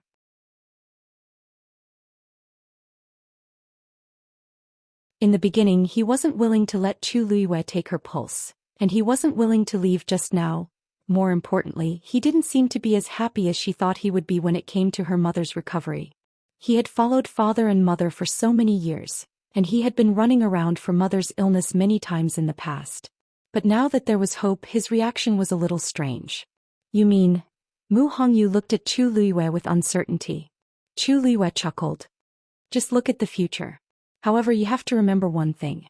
In this world, no matter how close the person is to you, no matter how much you trust them, they can still betray you. When that time comes, you might not even know how you died. Mu Qinghe's body suddenly stiffened. Jian Fengqi glanced at Chu Luiyue. Interesting. Of all the people who heard this, it had to be Mu Qinghe. If he hadn't been sure that Chu Luiyue didn't use any disguise technique, he would have suspected that this was deliberately said for Mu Qinghe. That makes sense. Jian Fengqi clapped twice as if he agreed. You may know a person for a long time without understanding his true nature. Many things can't be seen from the surface, and sometimes misunderstandings can arise. Don't you think so, Miss Mu? Mu Hongyu blinked and suddenly realized something. This Jian Fengqi seemed to be talking about her. She coughed and finally felt a trace of awkwardness. That's true. Thank you, Lu Yu and young Master Jian. I will be more careful in the future. Chu Luiyue looked at Jian Fengqi with a natural expression. Young Master Jian, I wonder, how do you plan to treat the princess? No matter what kind of medicine you need, we will definitely get it. Jian Fengqi said leisurely, there are several kinds of poison in her body. It is impossible to remove them all at once. Moreover, her body can't withstand such a heavy dose of medicine. We can only make a decoction and let her take it first and then let her take the antidote pill. How long will it take? Jian Fengqi raised a finger. 1 day is enough. Mu Hongyu was a little shocked. 1 day is enough? This day refers to the day I need to make the decoction and pill, not to let her recover completely. After that, she will need to take the decoction for a month to completely remove the remaining poison. But that is very simple. You just need to find someone to make the decoction according to my prescription. Chu Luiyue thought to herself, as expected. Jian Fengqi had always only taken care of the most important step when treating patients. He was always too lazy to do the rest. He always felt that it was a waste of his talent and energy to do those things. But it was already very good that he was willing to do this step. I heard that Miss Chu is also a celestial physician? And you can already make pills now? Jian Fengqi asked with great interest. Chu Luiyue nodded. It's just luck.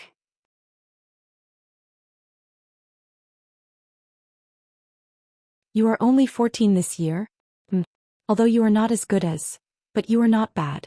No wonder Mu Qinghe was willing to help you. Chu Luiyue smiled very modestly. Jian Fengqi felt more and more depressed. This Chu Luiyue seemed to be doing everything well, but the emotions in her eyes did not fluctuate. It was as if no matter what he said, it would not affect her. He turned his gaze slightly. Mu Hongyu was staring at the void. Her eyes were wandering, obviously thinking about something. He lost most of his interest and lazily said to Mu Qinghe, Mu Qinghe, I will be refining pills here today. Help me guard. Mu Qinghe said coldly. Impossible. Because there was no need for that. Although Jian Fengqi specialized in celestial physician, his mystic master level was not low.